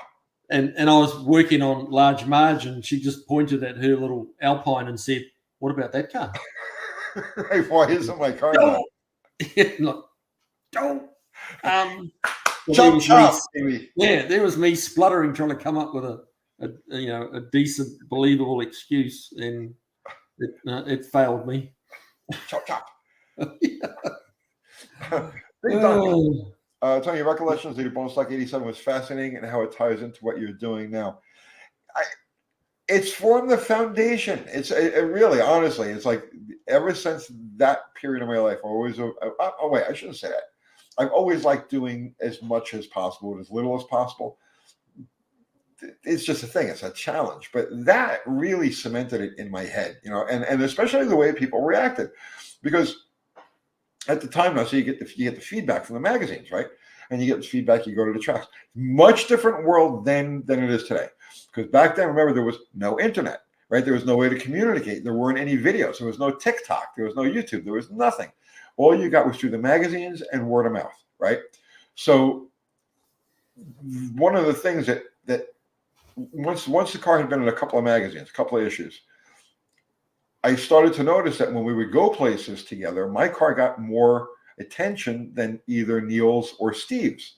And Steve's Superstock was a bigger magazine. So you would think Superstock, me and Mr. Mustang would draw a bigger crowd than my unnamed LX.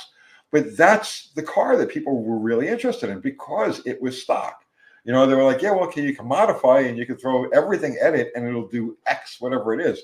But what's fascinating, what's interesting is what can you do without doing all of that stuff? So that kind of cemented into my head. That's like, this is what people really want. They want to know, how can you get the most out of the least? Not how much can you spend, right? Or how many exotic parts. Where that starts to become interesting, where exotic stuff starts to become interesting, is when it's a spectacle. Okay. So in other words, like you build an 11-second car, you build a 7-second car, okay, quarter mile, right? And really, there's no difference in watching them. They're yawns. It's like it's the same thing going down the track. This one goes down the track like this, and then one goes down the track like this, but there's nothing to it. Exotic stuff starts to become interesting when it's a spectacle. So then you get into your blower cars, your pro mod cars, things that like jump around and get weird and stuff like that. That's where people start to become very interested in modified stuff, right? So short of that, they're more interested in stock and low buck stuff. So it's like there's that whole middle ground that really nobody cares about. They participate in it, but but nobody cares about it. So Glenn Nickerson says the real automotive housewives of Central Tennessee. You get Mari and Kathy and Dr. Art's wife, and they can have their own little YouTube, Thursday night broadcast. Well, Dr. Art's wife does a YouTube channel. Yeah, she's got her own YouTube channel, but that would be funny seeing those three having a live together. I'm not sure who would be the bad guy. There's always a mean one in the group, isn't there, on that Housewives thing? Mark Swart wants to know what I have on my T-shirt. Okay.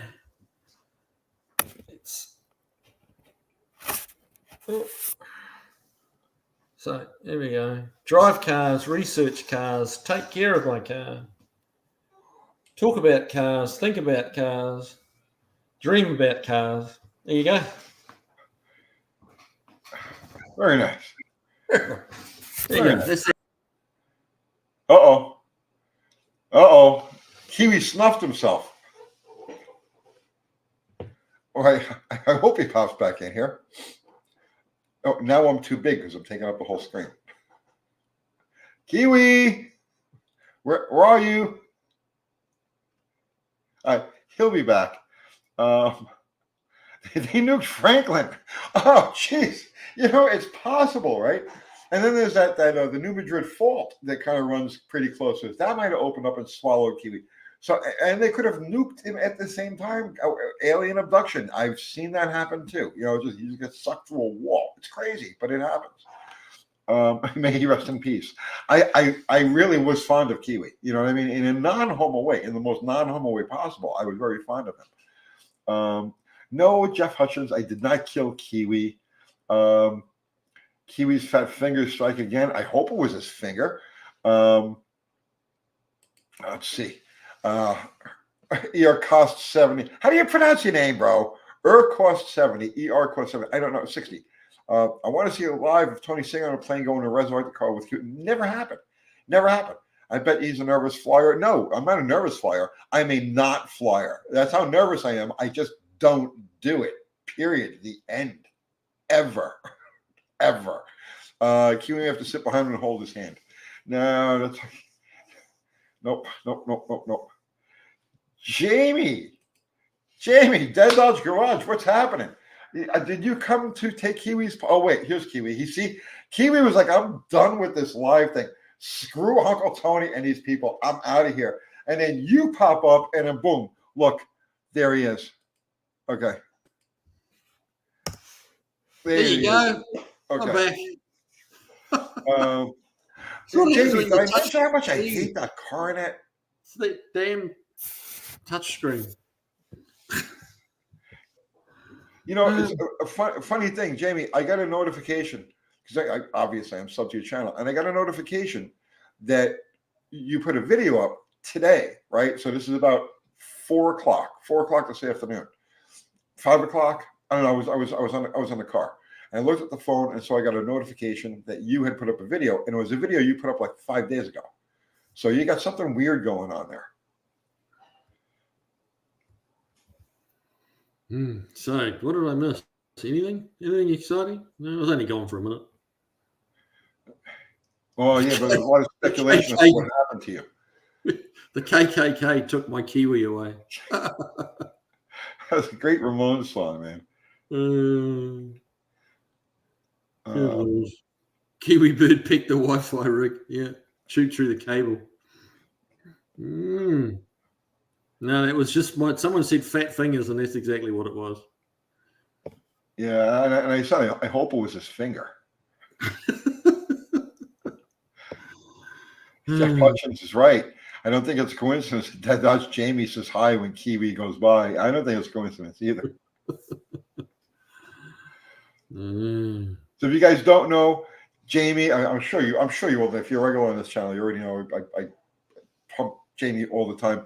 The absolute best Mopar channel, one of the best car channels, period, on YouTube. The most underrated car channel on YouTube, Dead Dodge Garage.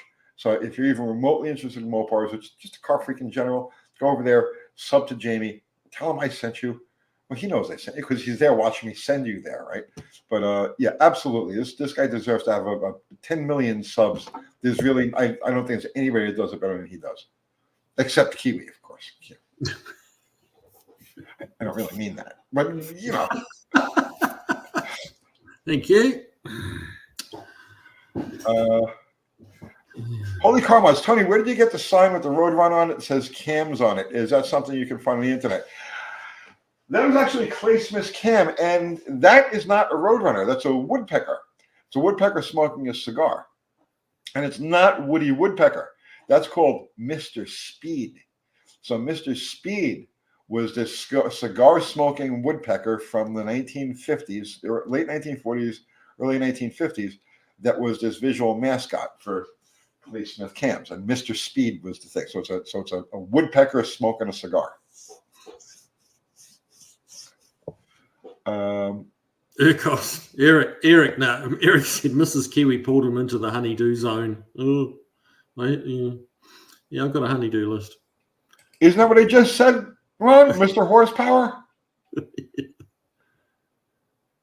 Let's see. Yeah, or just a sidetrack, because we're talking about other YouTube channels. Just for a minute. And I got Ron on here, so I know Ron. Brian Loans. Have you been watching the videos he's been putting out lately? He's hit some amazing shots with like really, really good stuff. The last several videos that he's put out.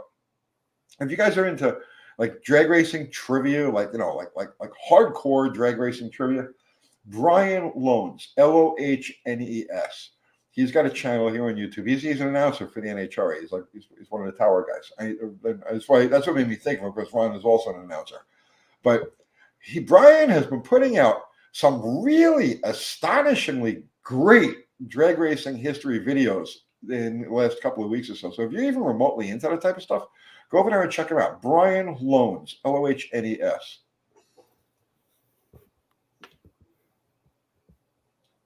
He can't admit that he knows me because all of his friends hate me. But that's besides the point. Brian is a really good guy. He knows his shit.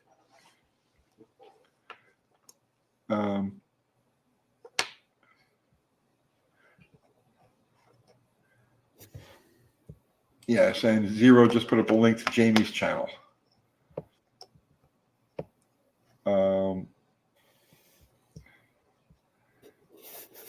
Okay.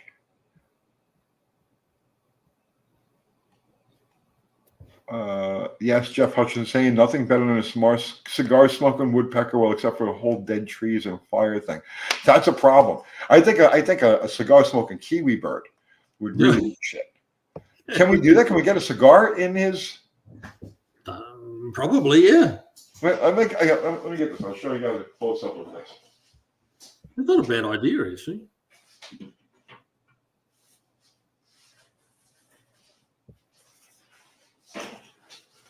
Hang on, it's Mr. Horsepower. You guys who've never seen that before. It would make a good kiwi bird, wouldn't it? It would, bro. It would. There you go. That's what you need to do for your shirts. Yeah. That could be a pretty cool logo. And I won't tell anybody who you got it from. Yeah, okay. It'll be our secret. It'll be different enough. It'll be okay. We need a kiwi in a boomer chair with bourbon and cigars. There you go. Kiwi needs a boomer chair. Let's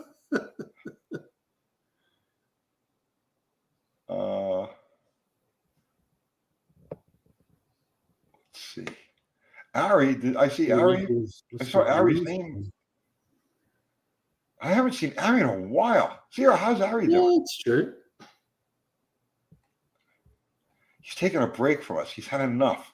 Like 6 years of hanging around our lives. He's like, enough. He'll be back.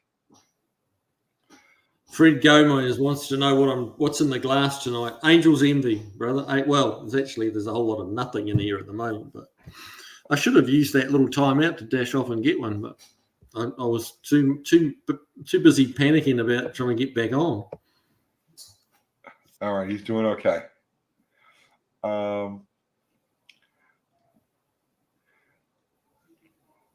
That's good. All right. So Zero, you're one of the guys I need to talk to about a project that I'm working on. I don't know. I want to tell you to throw me a text tonight, but it's like, don't throw me a text sometime tomorrow, and because there is something I want to ask you about, something that you might be interested in getting involved with. Let's see. Are you guys actually in the same house? Same walls? Yeah, you didn't know that. We got tired of sitting next to each other at a table, so now we got this house, and he stays on one side, and I'm on the other side. So there's no yeah, I'm worried I'm feeling nothing. You know what I'm saying? He stays on his own. No homo. No homo. and padlock trash cans. Yeah. Yes, we keep them padlocked. He keeps them padlocked, and that's why I'm so hard up for parts right now. On the subject of Brian Loans, the dude is on fire with his latest YouTube posts. The Chicago indoor drag racing video was spectacular. Yeah, everything he's been doing is spectacular. Indoor drag racing? Yeah, they had it for a period of time in Chicago. Good Lord. Yeah, the one he did on the Bronco Buster was fantastic. That was phenomenal. I disagree a little bit with his five most weird. The latest one they put out, the five weirdest or most unsuccessful cars. A couple of them, yeah, I would agree with. It may disagree with a couple of others, but just the same doesn't take away from the fact that it's just fantastic content. If you're into drag racing, like drag deep old school drag racing culture and shit like that, man, this is over the top. I saw that video of the five biggest drag racing failures or something, wasn't it? Yeah. I just randomly saw that the other day. Say that again? I randomly saw that. It just popped up, and I thought, oh yeah. YouTube is sharing it. Yeah, he's getting good views with it too. Really good. But yeah, any of you guys who haven't heard of Brian, don't know of his channel, and you're into that sort of thing, even if you're moderately into it, it's still great entertainment.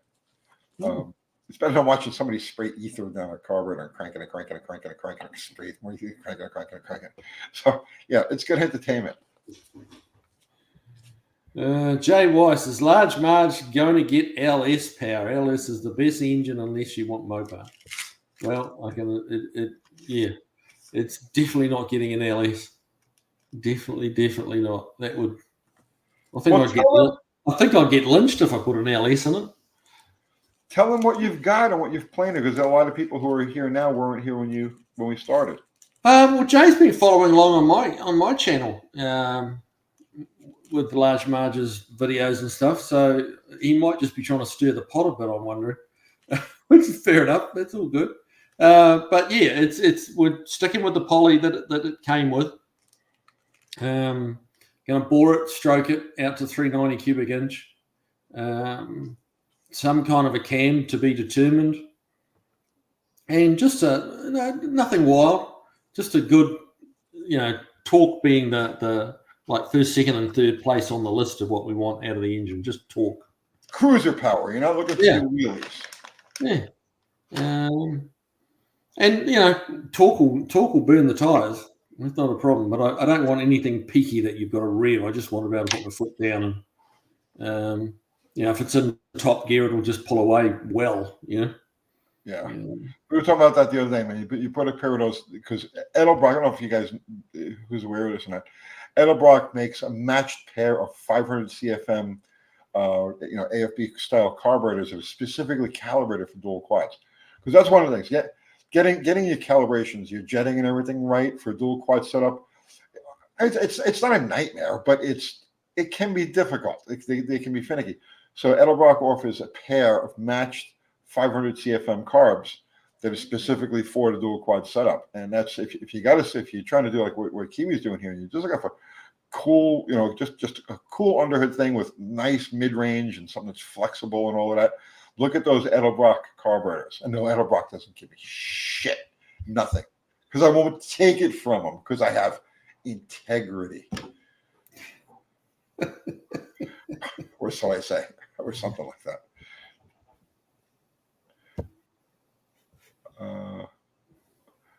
Let's see. And Andrew Button is saying, I run 600 Edelbrock AFBs on a mouse. Works fine after rod just and springs. Yes, but you see, you're sophisticated enough to do that. Not everybody has that tuning finesse. So,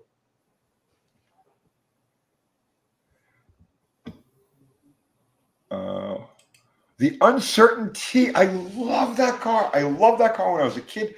Kimi, are you familiar with the Uncertainty? Yes. What a cool piece. What an amazing artifact that is. That was built by a 16-year-old kid. It's wild, isn't it? Right? It's wild. The proportioning, right? It's just how this kid managed to, his first car that he builds, right? And he builds it as a goof. And how he manages to nail down that distortion and the proportion and make it right is beyond me. It's true art. You know, you look at that car, that is true art. Has anybody else here seen there's a young kid, college kid on Instagram, and he's building an LS in his dorm room at college. I haven't seen that, but he's got like 16 posts, like 16 videos total, and he's got like 420,000 followers in the space of weeks, not years, weeks. That he's been started, you know, and people just, and like AutoZone have noticed him. Who was the other one? One of the big parts houses, Summit or someone like that. No, Holly Performance posted on his thing saying, "We've noticed you." Well, that's literally what they said, and it's like, or we're watching or something like that. You know? Nice. And he's, and then what's really hysterical, and I think that's why he's getting the views, is that. Word got around that he's doing these videos building this LS in his dorm room. So he got kicked out of his dorm room for doing it. So now he's building this LS in his non-running Honda Accord hatchback. Oh, jeez. And he's crouched in the back of this Honda because he's just, you know, he's like 19, so he can bend. Yeah, and not like his old buggers. And so he's in the back of this thing showing you the timing gear set and how and the engine is inside the Honda Accord.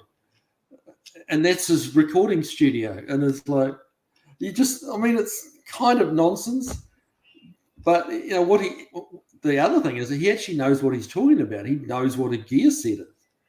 Nice. There's a prodigy there. See, those are the people who are going to take our place. Yeah. Those are the guys. People like that are going to take our place. And there's a lot of them out there. Yeah. But yeah, there was just like he's got his camera mounted on the windshield, like beside the rear vision mirror, like shooting back into the car. And yeah, he's recording himself. Is he on YouTube or is it just Instagram? Instagram. I saw him on Instagram. But I don't know. I imagine he'll make the jump to YouTube if he hasn't already. So back to that Uncertainty for a second, because I got to go back to this. Ron is saying the Uncertainty absolutely killed it. So I watched the video on this, right? So they found the original car. The original car is in an unrestored state. They found the original car. But I watched a video about a guy in New Zealand, okay, who for the last 30 years, he was obsessed with this car. And for the last 30 years, he's been building an exact replica of the Uncertainty. Exact. And he was talking about some of the lengths that he went to, like how they built the body out of wood. Okay. They built the body out of wood. And there were certain things the details are escaping me now, right? But he was talking about some of the hard to find or impossible to find parts that he had to fabricate, whatever they were. And it took him years to fabricate each of these parts. So he put it all together. This is like your people, man. You New Zealanders are freaking hardcore when it comes to stuff like this. Yeah. And he built this car, and it's an exact replica of the original. That's awesome. Yeah, if you guys are into like 60s show rods sort of, because I like that stuff. I like that stuff. The bathtub cars and the toilet bowl cars, and I really, just because it's so era specific, like the Boot Hill Express. Yeah, if you're into that, check out the New Zealand guy who built a replica of the Uncertainty, and it feels silly because we bitch that we can't find, like an intake manifold gasket, right? Like, and these guys are just over the top, making everything. Yeah, that happens a lot in New Zealand because we don't have much choice because you can't buy the stuff. Raining Slant 6 wants to know if the 318 poly dual quad intake is a single plane or dual plane. I haven't even looked, actually, I'll be honest with you. I just took it out of the box and put it to one side. Do you know off the top of your head, Tony, whether it's a dual or single plane? All of those manifolds, I don't know the poly manifold, but the factory Chrysler manifolds were all single planes. That I'm aware of it, but the exception being the cross rams and all the other shit. But I think it's single.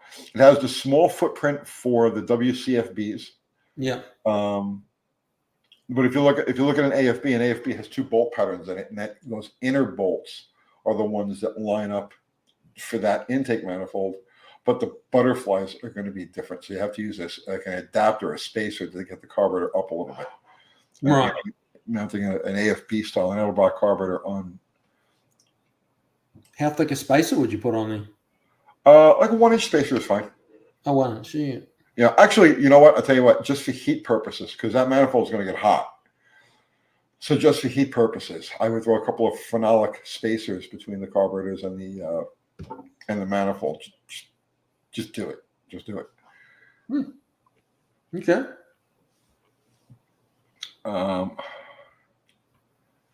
Let's see.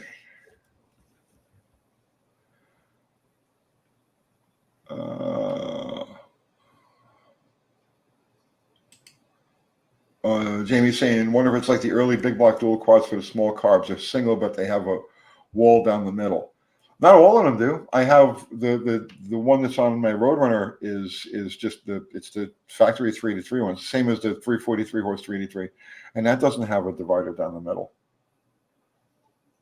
I'll have to have a look and report back. So you'll have to tune in next Wednesday night to find out the answer to this pressing question. Well, we can always go back to the pictures. That'd be too easy. I could probably bring up your video and we'll look at it tomorrow. Christopher Hunter, sup, Chris? Let's see. When does the large March 318 rebuild start? Yeah, that's a good question. Don't have a date at this point. Don't have a date. Just too many other things going on. I want to get her all the little details fixed up. Like Mexican Spec was asking earlier, what am I doing about the turn signals? Well, good question. Got to get that sorted out. I just want to get all the suspension bushings and ball joints and all that sort of stuff, and get it driving like a nice car again. That's not like rattly and feeling tired. I just want to get the whole car tightened up and just feeling better, and then probably drive it a little bit over summer. And like I said, if I can come up with with an early poly to swap it out, I'll throw another engine in it just to keep it running over summer, have some fun with it, do power tour, stuff like that. And slowly, as Tony gets time, and he can play around with it, and we can play around with it. And well, let's talk about this now, okay? Because so Dr. Art, I don't know if Dr. Art is still here. Dr. Art, if you're still here, man, jump in or whatever. So Dr. Art is not going for the burnt Challenger. Dr. Art wants to build something to just go on a power tour. So Kiwi has, what year is that thing? A 65? Something like that, yeah. He's got mid-60s D100. Mid-60s Dodge pickup in the back, and he's got his 392 Hemi. So we're talking about just collaborating on this, where Dr. Art will beat the basic mechanicals of that truck in shape. I'll put the Hemi together, and then maybe we can get together and do power tour with it. So this is what we should have got. It's my fault. I told these guys we get together on Saturday, and then I got sidetracked with 1,000 things. But this could be a neat project coming up, with the 3 channels soon, and not the usual collaboration with the bullshit that goes on. It's just real grown men actually working on vehicles.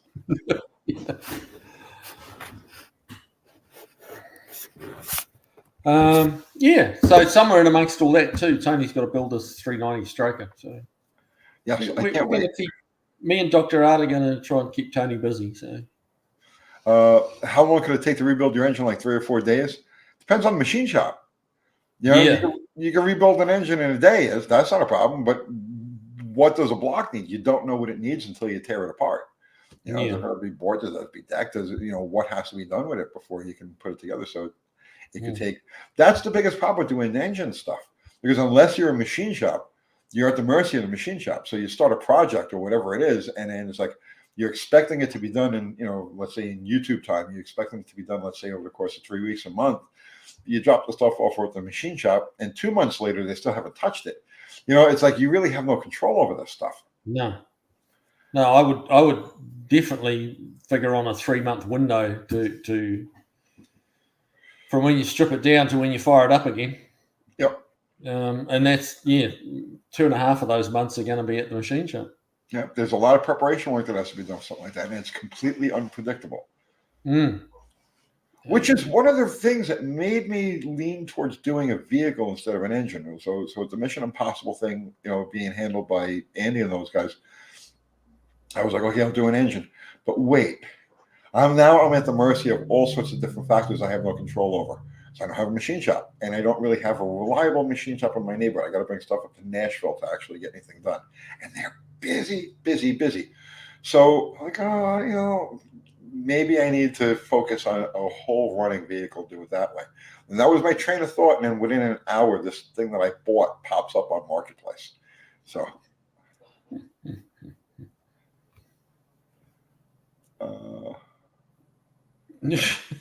Stray bullet. Rebuild the engine inside the cargo area of large Marge.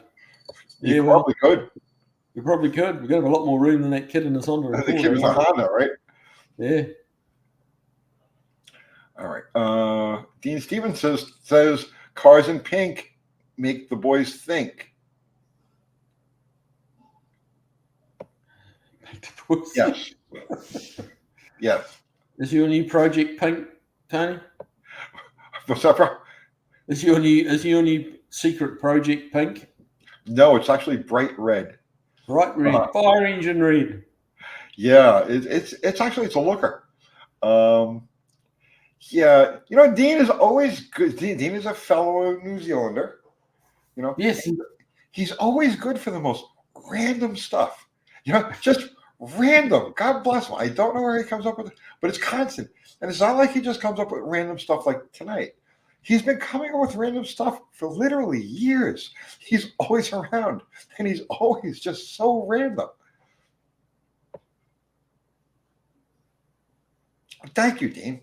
It's like a little entertainment. You're like the cherry on the sundae. Thank you. All right. No, I did not buy a Little Red Espresso. I genuinely do not like those things. They're a little odd little thing, aren't they? Yeah. With the little wet. I don't like the stacks. It just not my style. Yeah, it looks a bit like a Hot Wheels car. Yeah, it would have been cooler if they used side pipes instead of the stacks. Yeah. Dean is saying it's part of being a paranoid schizophrenic outpatient. Thanks in advance. There's a guy that I follow. I'm not going to mention his name because it's extremely controversial, and you don't want to actually say this guy's name on YouTube. Okay, but he's brilliant. He's like a computer scientist, and he's been at this I first became aware of him back in the 1990s. And I've been following him ever since. And he's a paranoid schizophrenic. And he tells you right up front, I'm a paranoid schizophrenic. So here are the facts. and he'll start spitting out the facts and go off into weird paranoid schizophrenic land. But you don't mind because he told you up front, hey, I'm a paranoid schizophrenic. So it's like, it's great. It's absolutely great.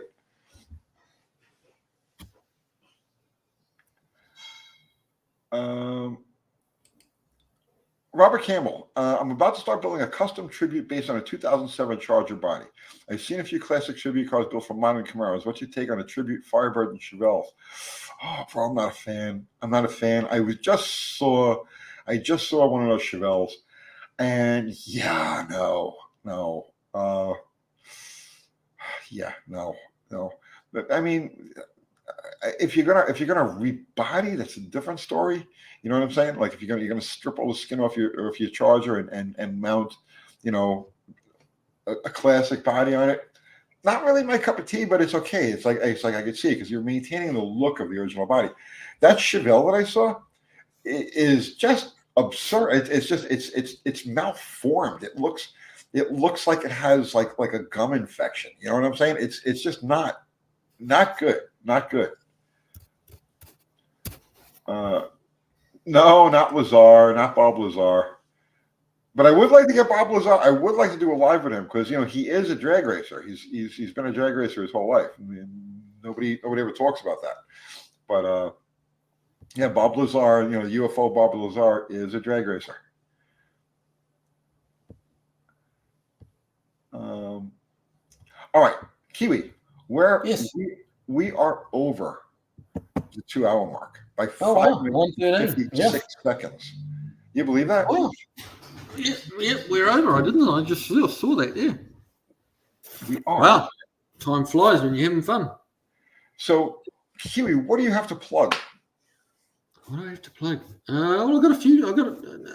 Having these 3 cars going out, I've got some videos coming. I'm going to try and bang out a few videos rapid fire, like one a day if I can for a little bit. And, but yeah, I've got that black black Mustang that I put the 427 in, and we moved it back.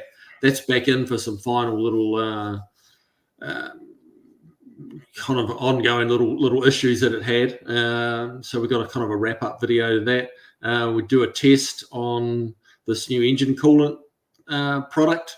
So we're going to do I'm trying to remember what it's called now. I wasn't really prepared for this. It's like, do you know what water wetter is? Okay. It's like a type of coolant that is, helps transfer heat. It's supposed to lower your temperatures and all that kind of stuff. So this black Mustang's having trouble overheating. So I got hold of some of the stuff that's claimed to drop the engine temperatures 30 degrees, up to 30 degrees. That's a lot. That's a lot. Because like the water wetter stuff is good for like 10 degrees. Yeah, this stuff's claiming 30. So the car was sitting there idling at 220. So we're gonna. I've just I've done the test, but you'll have to watch the video just to see whether it works or not. So we're doing that. We've got a Corvette, an old '63 Corvette Roadster in there. We just got the transmission back in, so we've got a wrap up video on that. There's a few things coming up, and we Saturday I'm off to look at this 58 Suburban wagon that we're going to scavenge a bunch of parts off. Where is that, local? Kentucky. Okay. Yeah, you can come along if you want. Come along for a ride. When are you going? Saturday. I don't think that's going to be possible. Yeah. I got a lot of stuff going on. Busy man. Yeah, I am. It's not easy maintaining this empire I have. This is it, yes. Ecos wants to know when that Prius video is coming from you, Tony. Oh, I'm going to wrap it up real soon. We just have to do the dubbing. You know what I mean? As soon as you can get it charged. All right. So that's it, guys. Let's wrap this thing up. So, of course, Kiwi, you need to go over and subscribe to Kiwi's channel. Whatever the hell the name of his channel is. But somebody will put up a link to it, as they always do.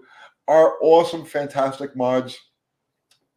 Zero, Fubar, Mexican Spec, Aryan Spirit. He's been working lately. Thank you guys, as always. Everybody contributed to Super Chat. Thank you so much. It keeps the bills paid. You know, it keeps me fat. Thank you. Everybody contributed just your presence and your conversation. We genuinely appreciate you equally. Thank you all so much. Thanks a lot, guys. As always, it's fun. Yes. And that's it. I mean, I'll see you guys on Sunday, and he'll see you next Wednesday. When are we going to start doing lives from your place, man? Well, I'm at my place. Well, not your house, at your shop. Oh. On your channel. We got to start doing lives on my channel. Actually, do my own live. Is that what you mean? Yeah. Yeah. It's a good question. Yeah, work on that. All right. Yeah. I'm going to hit the out button. It'll be a Thursday thing. Thursday? I have dog class training that's right. on Thursdays. That's why we moved to Wednesdays. Right. So Tuesday. Monday, Tuesday. Monday Night Madness. Monday Night Madness. There you go. Works. That works. All right. I'm gonna make the stop now. I'm gonna hit the green button. There you guys. Take it easy. Good night, all. And here goes.